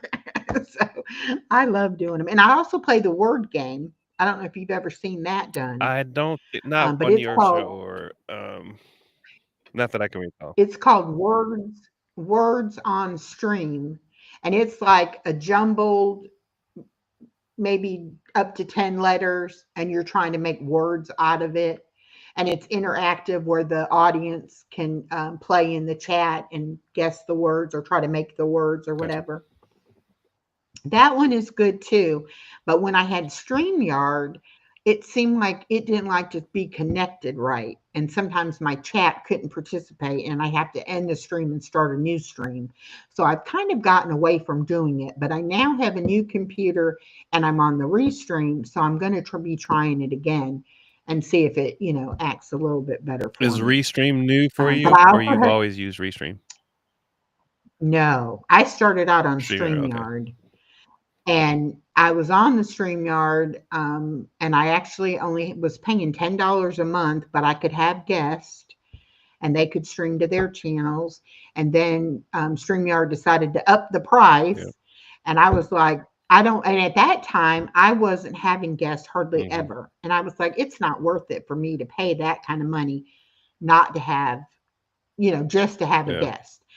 And so then I started looking around. Well, then I decided to try Restream. And then I found out that I could get the paid plan for like $19 instead of $49.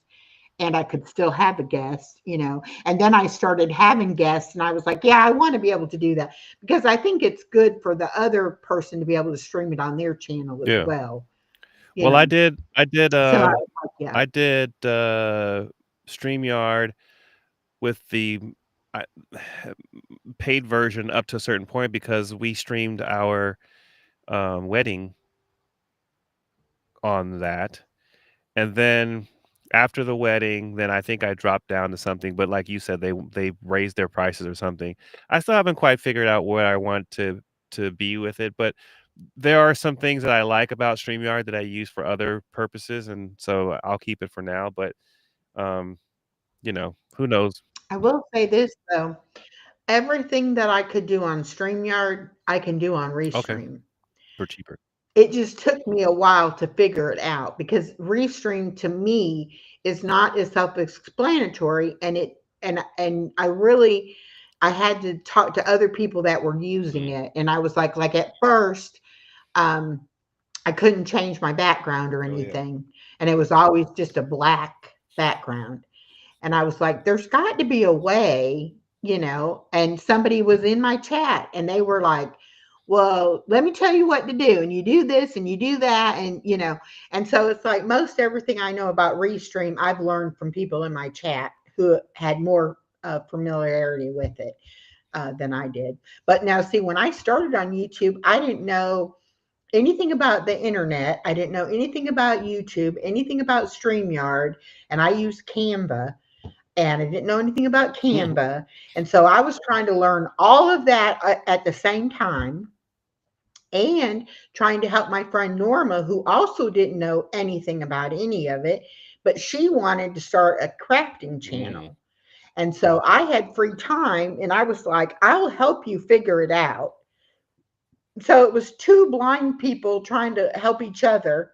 And it's amazing that we both now have channels because we knew absolutely nothing when we started out. We didn't even know how to get on YouTube. Well, So you're charming, you're welcoming, you're a wonderful host. I really do appreciate you having me on. And thing. whatever you did to get to where you are, you clearly have a following that is behind you and supports you. You can see all the people in the chat. There are Well, it's definitely been a learning process for all of us. And I have one uh, person that I follow and that he comes in my chat, Moon Over Miami. I don't know if you're familiar mm-mm. with him, um, but he knows how to do a lot when it comes to YouTube. And there have been times that I have been just about in tears when I couldn't get something to work or couldn't figure something out, and he has come in and been like, okay, this is what you do, this is how you do it, and it'll be okay. And so if it hadn't been for people like him, helping me out along the way, I would never that is learn, what little I do that is know. one thing that's good about communities, if you will, and we talk about the 1A community, which I'm not going to say some of the things that brought me into this community weren't because of the First Amendment in and of itself. It was because I had a need for my mom to help to do business for my mom. But on some level, no man is an island, right? So we are a community in so many parts, whether it be your type of people that you see and deal with all the time. And the thing that I think that's very, very good about it is that people are more often than not willing to share how to do something because it strengthens the experience, right? You don't you want to have somebody putting stuff out there and it's just terrible. So I think that's one thing that Right. is really, really good about other people, that they are willing to share with others how to do things. And you can find a Well, whole and I library of stuff to learn how to do those things in. right. Well, I found out that I can meet people from all over. I mean, globally, and I learn something from every person that I meet. I have yet to meet somebody and be like, well, they don't have anything to offer me, you know. I mean, I have learned something from every person I've met on here, and it never amazes me. It always amazes me that I will meet somebody and then they'll come back. It's like, well, I had a really good time talking to that person, in the chat or whatever, but you don't know how they're receiving Sure. you. And then when you see them come back another time or show up on a live or whatever, and you're like, wow, I mean, maybe I can create, this community for Yeah. myself of all these people from all over. And like I said before, I have so many varied interests that I go in all kinds of different channels. I am never going to be, and I don't really have, my channel doesn't really have a niche Mm. anyway, but I'm never going to be that kind of channel where I'll only talk about one thing or only have one kind of guest. I mean, I want to talk to everybody. I want to know everybody's Yeah. story, especially when it comes to how they got involved in YouTube. Because I know my story is not the average, where somebody was aware of it and said, oh, maybe I'll try it and maybe I could make some money or do this or do that. I mean, I had no clue what I was getting into. So Well, I think we're only, did you say you're turning 62? So we're 62. 8 years Mm-hmm. apart. I was going to ask you, I don't know, we're probably winding down, but what is something that has happened in your lifetime that, kind of like you knew exactly where you were when it happened kind of thing? A lot of people refer to when Kennedy was shot, for example. I'll give you an example of what I mean. I was in Japan and I woke up to go to school, and we heard that the space shuttle crashed. So I remember exactly what happened that day when we got to school. There were televisions all lined up in the hallways. So in your and at where you are, what's one of those instances that happened for you? Well, I don't know of like an exact date or anything, but I can remember when Watergate Mm, was going on. well, My dad would, in the mornings, he would watch news programs while we were getting up and getting ready to go to school. And I can remember sitting there and not understanding what it was, and him trying to explain to me, what it hmm was, what it was all about, and everything. And I don't even know how old I would have been at that time, but it was fascinating to me that my dad seemed so to know so much about things in politics and things like that, it is. So I remember that. I do remember when the space shuttle crashed.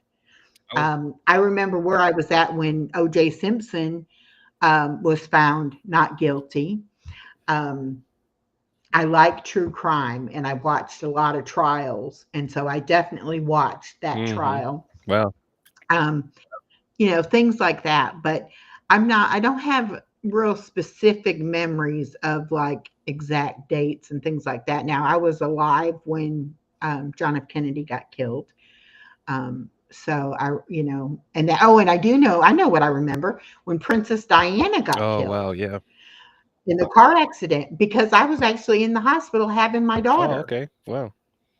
when that was on the news. That was on the what was big in the news then at that I was time. in Washington Yeah. D.C. when Reagan got shot, and I actually Oh, lived right down the street from where John Hinckley Jr. was in St. Elizabeth, I think it was.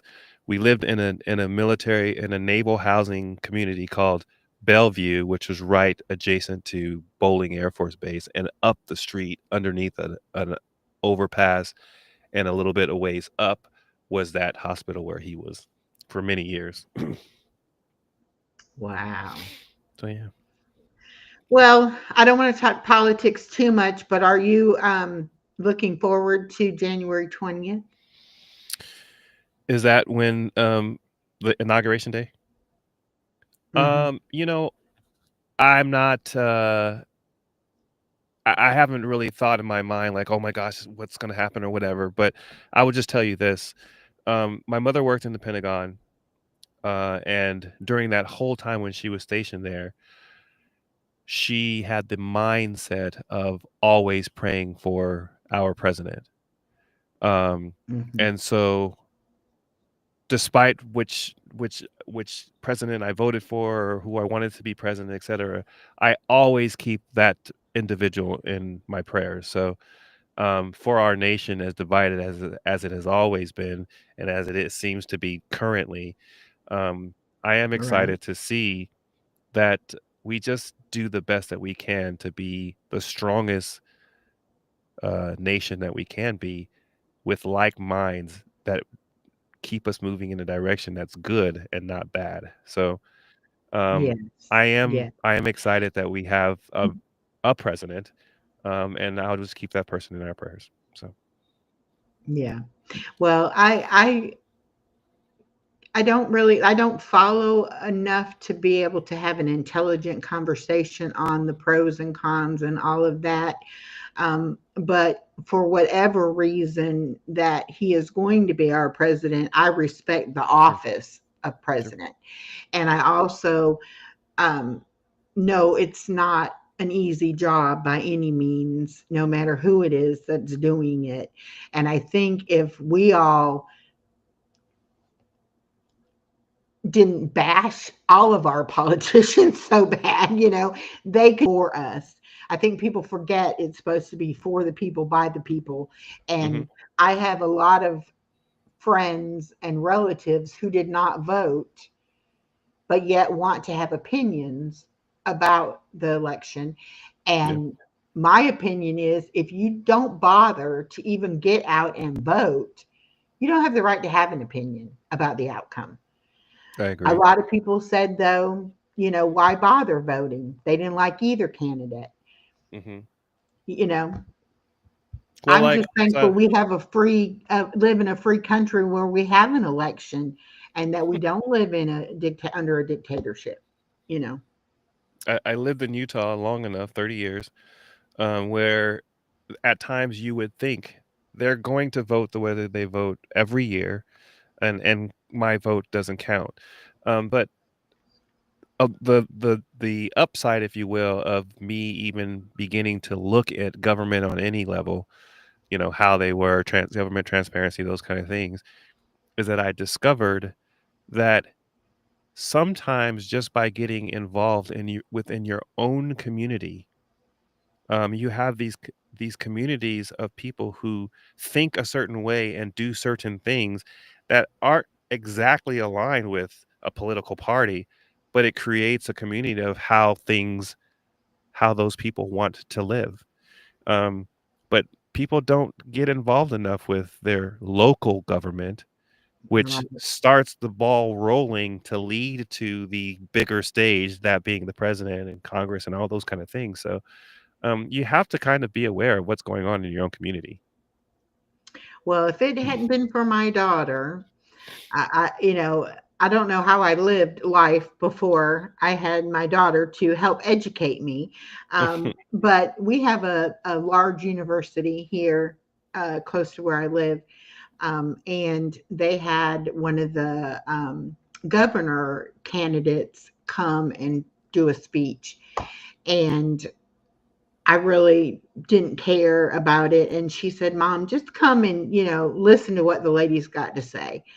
And I was really invested in her becoming our governor, and she lost.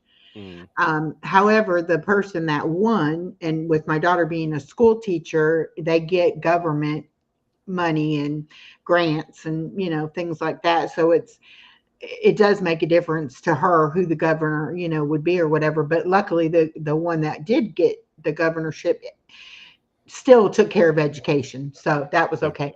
But it made me realize that something like that I could care less about, it actually does impact her job, Hmm. you know, and that impacts her life. So therefore, it does impact my life. And I think if more people thought of it that way, that even though you might not gain anything from a certain person being in politics or whatever, somebody is going to benefit from the laws that they pass and the programs that they have and all of that. It might not be you immediately, but it'll be somebody.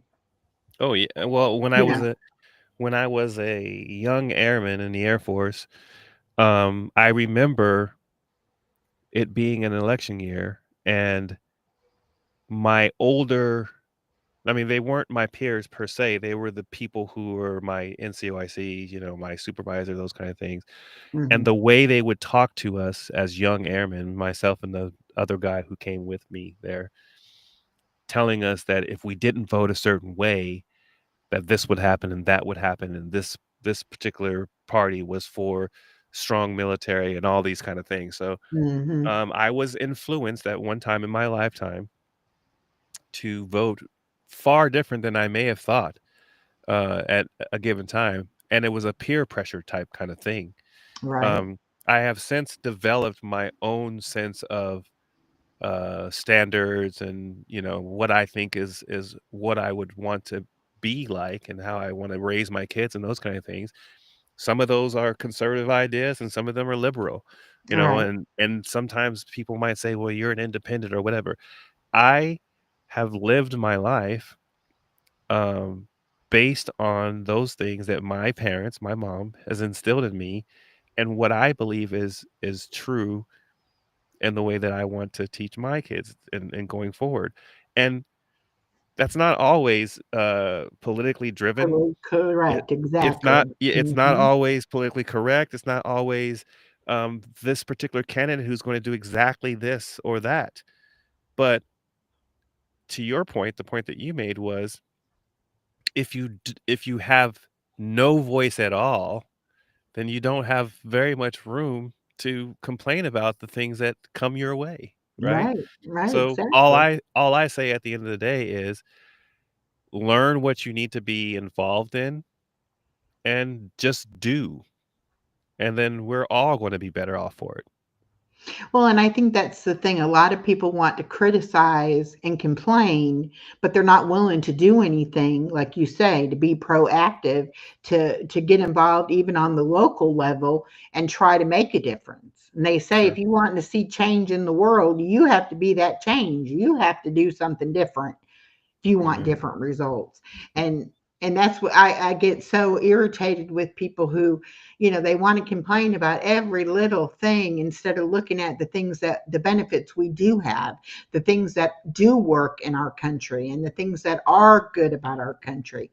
They don't want to see that. They just want to talk about all the negative things. And don't get me started about Medicare. So many I've had the best experience with Medicare. Okay, when you're on disability, after you've been on disability for 2 years, you can get Medicare. Okay. The worst time in my life was living from when I lost my job and lost my health insurance until I could get on the Medicare. Okay, that 2 year period was horrible, Mm. medically speaking. But once I got on the Medicare, I mean, I've had my surgery. I actually had surgery on I tore my Achilles tendon and had to have surgery on it. I've had that done. I've I had my tore mine too. medication. I've gone through whatever procedures and testing and what I mean, I've not had the first bit of trouble. The policy that they pay for my YMCA membership so I can go to the gym without paying for anything. I have dental, I have vision. The only thing I can't get is a hearing aid if I needed a hearing aid. But other than that, but I hear so many people complain so much. You have to shop around. You can't just take the basic what the government's offering you. They have all these plans available. You shop around, you find the one that fits you the best, you know. Yeah, for sure. And I think if you haven't gone without health insurance, you don't know, how blessed you are to have any coverage. I blew So, my knee out. I can't remember how old I was, but I blew my knee out and I didn't have insurance at the time. And my mother said, I was like, Mom, I don't know what I'm going to do. Like, I was working at a bar at the time. I was a busser. She's like, Son, have you gone to the VA? And I'm like, No, I didn't retire, Mom. She's like, Son, you have that benefit because you served and you were honorably right. discharged. I was like, I didn't even know. Yeah. Sure enough, I went there because of the quality of life that the surgery would have for me. I was still young. They cut on me and they fixed it. Hmm. Fast forward to some years thereafter, my ex-wife said to me, "Craig, you're not in your 20s any longer. You need to stop playing sports like you're playing and injuring yourself." I ruptured my Achilles tendon like you did. And the VA hospital took care of that as well. So, and I mention that because I have heard many, many, many people talk about the terrible experience that they've had at the VA hospital. I have never had that type of experience. I've always gone there with humility and appreciation because it was a service that was given to me that I didn't think I had. So I was just blessed and thankful to have gotten it. And now that I'm in a position where I have the ability to supplement that, I give back by allowing myself to be able to, you know, have whatever portion I need to use for insurance, and then the VA hospital takes care of the rest. That's just the way I do it. I don't burden the system, I don't believe, and I go there and I keep my appointments. I do all the preventive maintenance type stuff that they say that I should do. And my experience at the VA hospital is good. So, I know that there are others Oh, that don't have the same I'm thing. sorry, I hit the wrong button. I No keep problem. doing that. My mouse is not wanting to work right, and I was trying to say something in the chat, and I don't know what I hit. Um, well, and my thing is too, it's your mindset when you're dealing with that kind of thing. If you go in looking to have a bad experience, you're going to have a bad experience. Sure. But if you go into it saying this is going to be successful, I'm going to, have a good outcome from it, I'm going to be treated fairly, whatever, I think it works a whole lot better for you. Yeah. I used to be a very difficult patient. This last surgery I had, my daughter was actually like, "You're not a bad patient now, Mom." But I mean, I would complain because I was in customer service for many, many years. And I just feel like I know how you're supposed to treat someone. And when someone is in the hospital or having surgery or whatever, there should be a certain way that they're treated. And if you can't treat people that way, don't go into healthcare. That's not the profession for you. And she was like, you didn't yell at anybody, you didn't get upset. And I was like, no, because I went into it saying no matter what happens, I'm having a good experience. I'm not having a bad time this time. And thank goodness, that's how it worked out for me. That's awesome. But I think a lot of it is our mindset and what we expect to have happen and what actually happens. And I was speaking about Moon. He is in the chat now. Moon over Miami. I was just telling Craig here how many times you have come in the chat and helped me out when I was struggling with YouTube or Restream or StreamYard or whatever it might have been. So I appreciate that so much. I put down I have chickpea, jigsawpuzzles.io, Moon Over Miami, and notes that I'm gonna be subscribing to and those kind of things after we finish. Great. Um, and I don't know if there's anybody if you saw anything in the chat that you want to mention. I would mention that Rats to the Moon attended my wedding Yeah, online, and she said that can she cried. But um, go if ahead. we, you know what? I can't do it from my side, But if you tell me again what the channel is, I will try to go to the channel and get their link and be able to Who? drop it. Hold on a second. Let Rats? me let me get there and then I will okay, go ahead. I don't know if Rats has a. I think she may have a channel. I'm not. I don't know. It's been a while since I looked at her channel or not. But it's Rats to the Moon.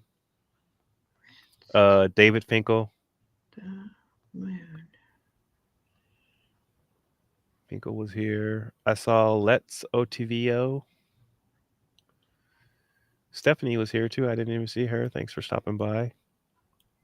For all of you guys who did stop by on whether it was from Echo's channel or mine, we appreciate you, supporting and listening to us rant and rave over the last. We made it for 2 hours, I Echo. know. I told I, you. you did say that we might shoot for an hour, but we might do longer, and it was so effortless. Yes, I never know how long it's going to be. I didn't see anything pull up for her, so she may not, or I may not have put it in correctly or whatever. But I never know how long we're going to talk. And like I said, we've talked about things that we didn't really even know we would talk about. So you really don't know what somebody's story is or what they've experienced in their life until you actually talk to them. And that's why I love talking to people. I will talk to, my daughter says I will talk to anybody. Doesn't matter if I'm at the grocery store, at the doctor's office, whatever. I will say, hi, how's your day going? And I meet all kinds of people in the grocery store that are elderly that I'm sure don't have anybody to talk to. And, they'll ask me to help them get something or ask me a question, and I'll stand there for an hour and just talk to them. Rats said that it's Rats 2, the number 2, the moon. Oh, okay. Maybe I don't know if you put it there Yeah. or not. Let me try that. Normally I don't know why I'm not having a good time. Oh wait, go to channel. Let's see. I feel like I'm subscribed to her channel. I am subscribed to Rat's channel. I think that's all we had Finkel. Rats to the Moon was there. Stephanie Jenkins, is that Stephanie Jinx? Jinx was there as well. Those are all the people that came in early and maybe stayed. I don't know how long they stayed, but people, do what they do. They drop in and out. So, but yes, I had a great time talking to you. I'm very glad that you invited me. In fact, I remember when you reached out, we were listening to somebody else's show, and you said, Craig, you should come on to my show. And I was like, oh, okay, well, that's cool. And we started talking about it. And I said, reach out, and you did. So now we're here. So I know it's funny because I'll like see somebody in the chat that I haven't seen for a while or something, and I'm like, oh, by the way, I want you to come on my show, and they'll be like, okay, get in touch, and then I'll email them, and they'll be like, oh, you were serious? Well, yeah, of course I was like, I didn't just say it for the heck of it. Yeah, I mean, I definitely wanted to, get to know you better. And like I said, I always find something about a person to learn from them. So I definitely have a little different take now on your point of view as far as dealing with your mom's Alzheimer's.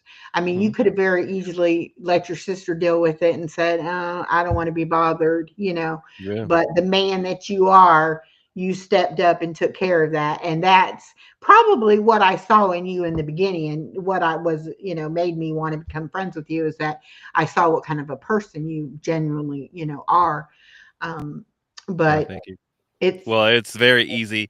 I mean, I can see why you're very likable, like I said, very charming. And I'm glad that we've got to meet, and I'm sure we'll have the opportunity to do many more things together in the yes, future. I would love that. I would Absolutely. definitely love it. All right. Well, if you need to skedaddle, I will let you go. If not, you can hang around, whichever you prefer. I know there's some people in here I haven't had a chance to talk to, so I will probably stay on and talk for a little bit. But that's totally up to you. I didn't see any specific questions for me or anything. If anybody wants to ask me a question that hasn't come up, then you can. Um, I'll tell you what I'll do, and then maybe I have like another 15 minutes or so, because Okay. I just need to step away for just a second, Okay. go to the little boy's room, and I'll be right All back. right. But I'll hang out for about 15 minutes or so. Okay. All right, give me All one right. moment. I'll be right back. And I don't know rat, how to I, mute. I don't know why, but I cannot find it. So I'm going to write it down and I will look for it after. And I'll go back and what I'll do is I'll pull the other people that he mentioned and I'll do a community post and shout them out. And that way we'll do that. But anyway, welcome Nancy. Welcome Nico. Welcome Moon over Miami. Thank y'all for coming in. This has been a wonderful conversation. And I know as I have each of you on as my guest, we will have just as good conversation as we're having tonight. What has everybody been up to?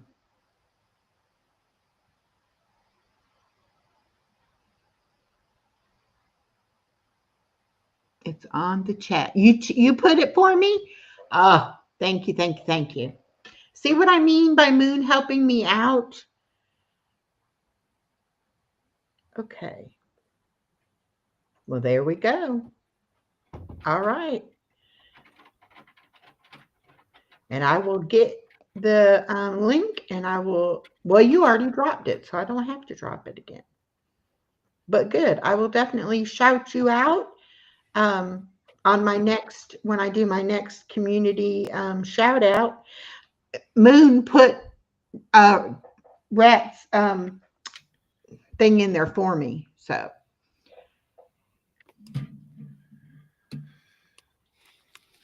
And I'm gonna go back and get the other people off the off there too, so that I can I should have. shout them out as well. I should have done this, but I didn't. I just left it hanging. My behind was probably all in the camera. Sorry about that. No, you were fine. You were fine. I'm just scrolling back through because I'm going to try to find those other names so that I can get them. Do you want me to help you with anything, or let's see? Your chat had clearly a lot of people and are saying things. And what is Nightbot?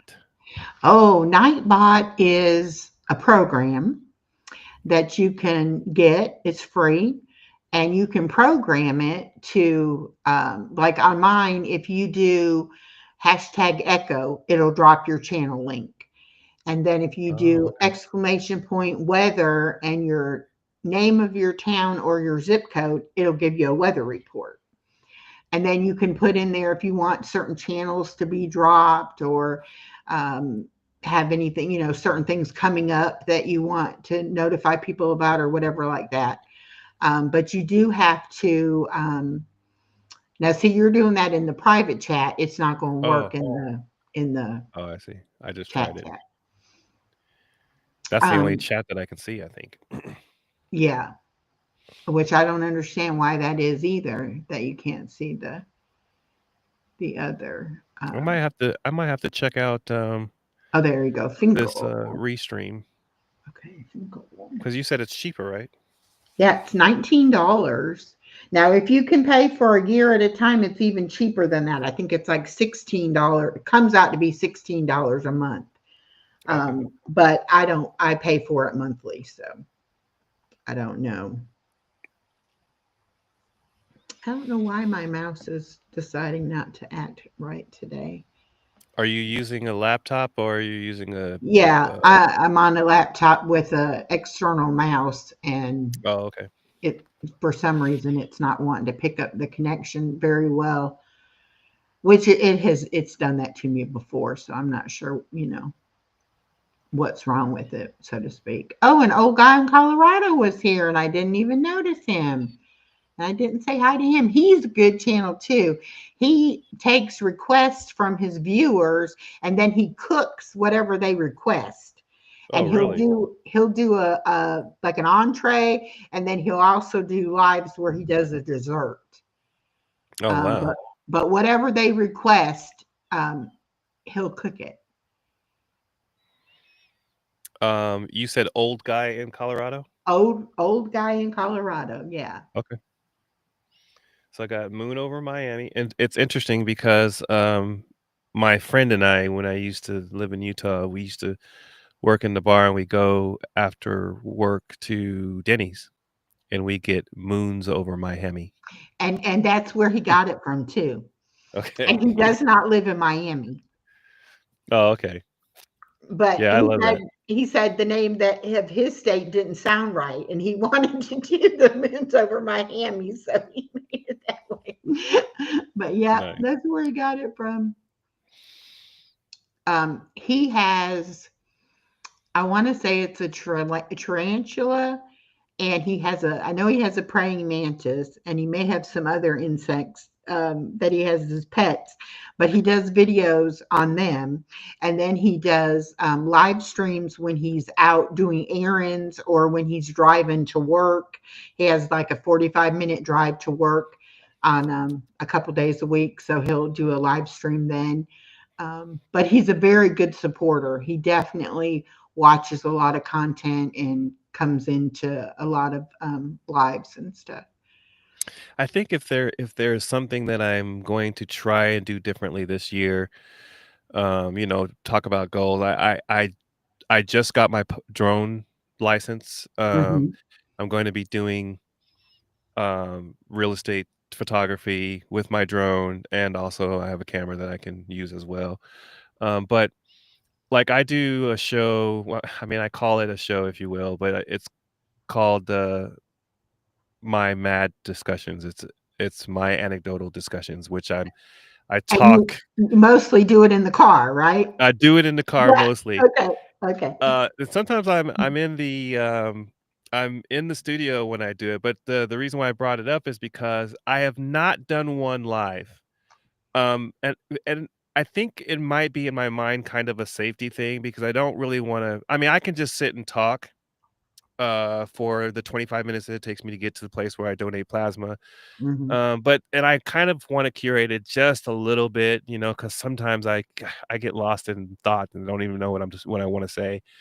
So I don't know which is better for my audience, whether I do it live or not, because I feel like they would want to be able to talk to me and me respond. So I don't know, but I'm going to try to do more content than I consume. So I'm gonna try to balance it out this year. So Well, I think it you definitely would if you were live. You would have comments coming through while, and it may distract you, or you may feel like, well, that's something I would like to answer, but I can't because I'm driving or I'm whatever driving. the case may Yeah. be.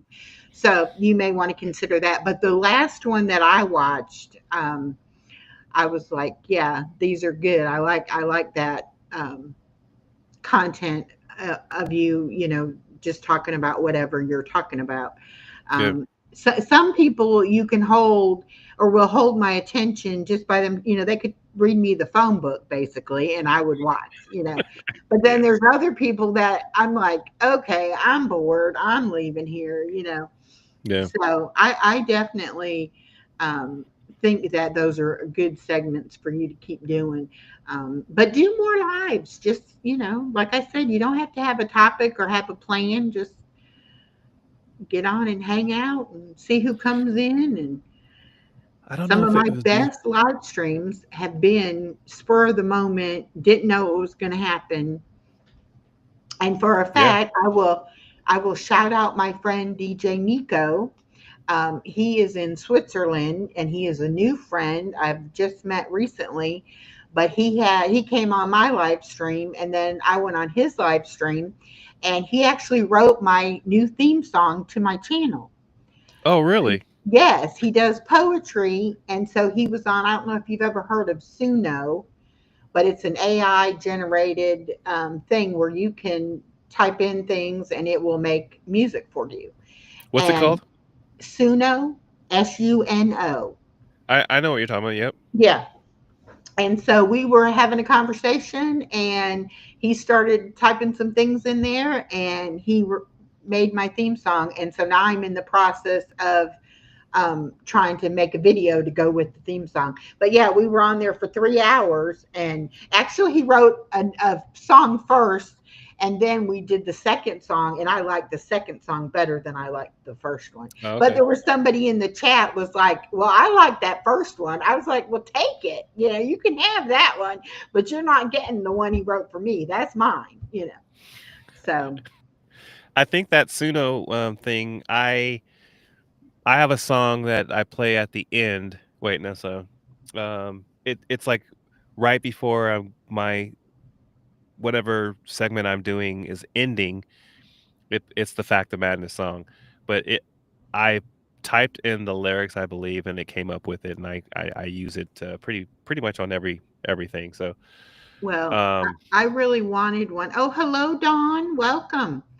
I really wanted a song, but I have never used the AI stuff at all. And so I was like, yeah, I want to do that someday, you know. And he mhm. was like, well, I write poetry, and I've put a lot of my poetry in there, you know, to get the music to make them into songs and everything. And I was like, well, that's really great that you can do that. And I had no idea he was going to do it right there on the spot, you know. That's cool. Um, but it turned out beautifully, and I am so thrilled. And now I just have to, I hope I can come up with a good enough video to go with it. I may have to have help with that too, but So I when you think say a good enough video, what are you thinking? What are you thinking? Just well, off the because cuff. I want to have like an introduction video for the channel, but Hmm. I also want to be able to have something that can play before I go live Oh yeah. Okay. or that kind of thing. And then see, I just on my regular videos, on most of them, because I don't like silence on the video.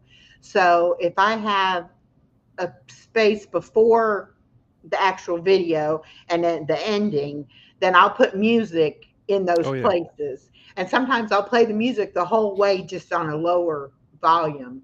And then you can hear me talking over the music. But of course, I use what YouTube accepts the copyright free music, you know, Yeah. and it's very generic and everybody can use it. So now that I know Nico and Nico is making this music, I'm like, can I use any other music? Because I would like to use some other of the music on my just regular videos that I put out and just use, you know, little snips of it um, like that, you know, because then I won't have to worry about it being copyrighted because it's not been published or anything, you know. Mm. Rats on my chat. I don't know if you saw it, but she said, "Oh wow, this lady is teaching me stuff." I don't know. I don't remember exactly where that came. Maybe before I left, but I saw that she's giving you a shout out. So, well, Well, Miss thank you Echo, very much. I am going to leave. Once again, I Okay. really do appreciate you having me. I'm I want to have you on my show one day, whichever way it will happen. We'll figure Okay. something out. Well, But I'll now have that you we're on my connected live one. on Facebook, we'll keep in touch. Absolutely, absolutely. And everybody else who was here, thank you very much for stopping by. Hopefully, if you haven't subscribed to my channel, you can or will. And I had your Um, channel pinned at the top of my chat, so they better Thank you. all have come over and met you. I'm sure I will see it. But you all have a good night. Happy New Year to you. You too. Thank you. 2025 is going to be great. It is going to be great, and We're I going look to forward make to it some. great. We're gonna make it happen for sure. Yep, All for right, sure. you take care.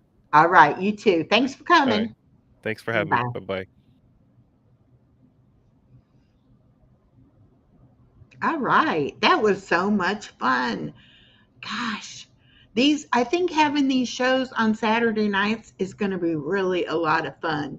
I have somebody lined up for the entire month of January, every Saturday night. And then I have somebody for February the 8th, but I still have February 1st and then the other dates in February. So anybody who wants to be a guest on my channel, let me know. Reach out through email or leave me a comment on a video or anything like that. And also, if you, even you rats, you may not have content yet, but you will one day. So, reach out. I want to promote everybody. Yes, Dawn was one of my guests, and that was a great conversation we had then. And really, everybody that I've had on as a guest, we've found great conversation and talked about things we had no clue we would talk about. Cough, Sunday morning cough. What does that mean? Do you have a live on Sunday morning, Nico? Or would you like to come on a Sunday morning?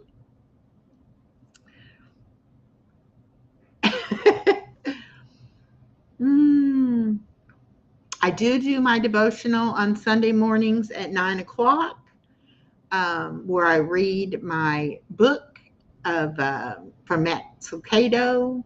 How Happiness Happens is the current book we're reading. No, you are not boring, Dawn. No.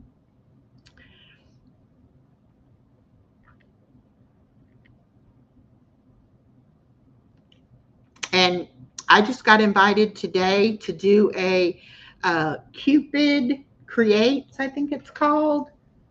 Let me see. I wrote it down. Creations. Cupid's Creations. And it can be any kind of craft thing or anything like that. So if you're interested, Dawn, and you'd like to participate in that collaboration, let me know, and I'll tell you all about it. You enjoyed my visit on your channel. Your evening is my night. Exactly. Which it's 9 o'clock here, so it's like 3 o'clock in the morning there. I was really surprised to see you come in, Nico, because I thought for sure you'd be sleeping. Well, we'll have to do it in my afternoon, which would be your evening or something like that.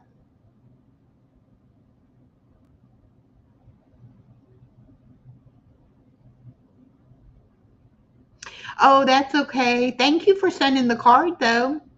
I've got to do a video to ask people to send me their favorite recipes, because it's been fun getting them. And I think I'm going to make a cookbook out of it. I was going to do the index cards and have a little card file, but I really think I'll just, type them out and print me off like a cookbook. And then I'll have everybody's recipes. So I'm going to do that. I have so many videos I want to make.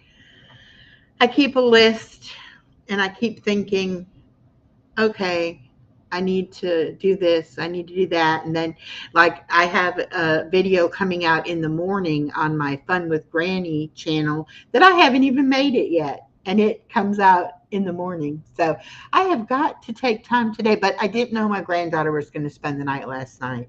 And that put me way behind, because now she was here last night and all day today. So now I'm way behind in doing my work. Well, I was watching Junior Hockey World Championship semifinal. Tough when Finland plays against Sweden. Oh. And Dawn said, thank you for my card. I showed it and the prayer card on my channel. Oh, thank you. That's so sweet. So sweet. Well, and I think he can't end his stream technically until I end this stream, because it's still connected. And so we still have 2 people over in his chat, which that may be him. But anyway, so I think I will go ahead and end this one. so that he can be ended. But I'm going to come back on and do a puzzle real quick. So if anybody wants to play a puzzle, I'll be back. All right. Thank y'all so much for coming, and I'll see you real soon. Bye now. Oh, my mouse is not working.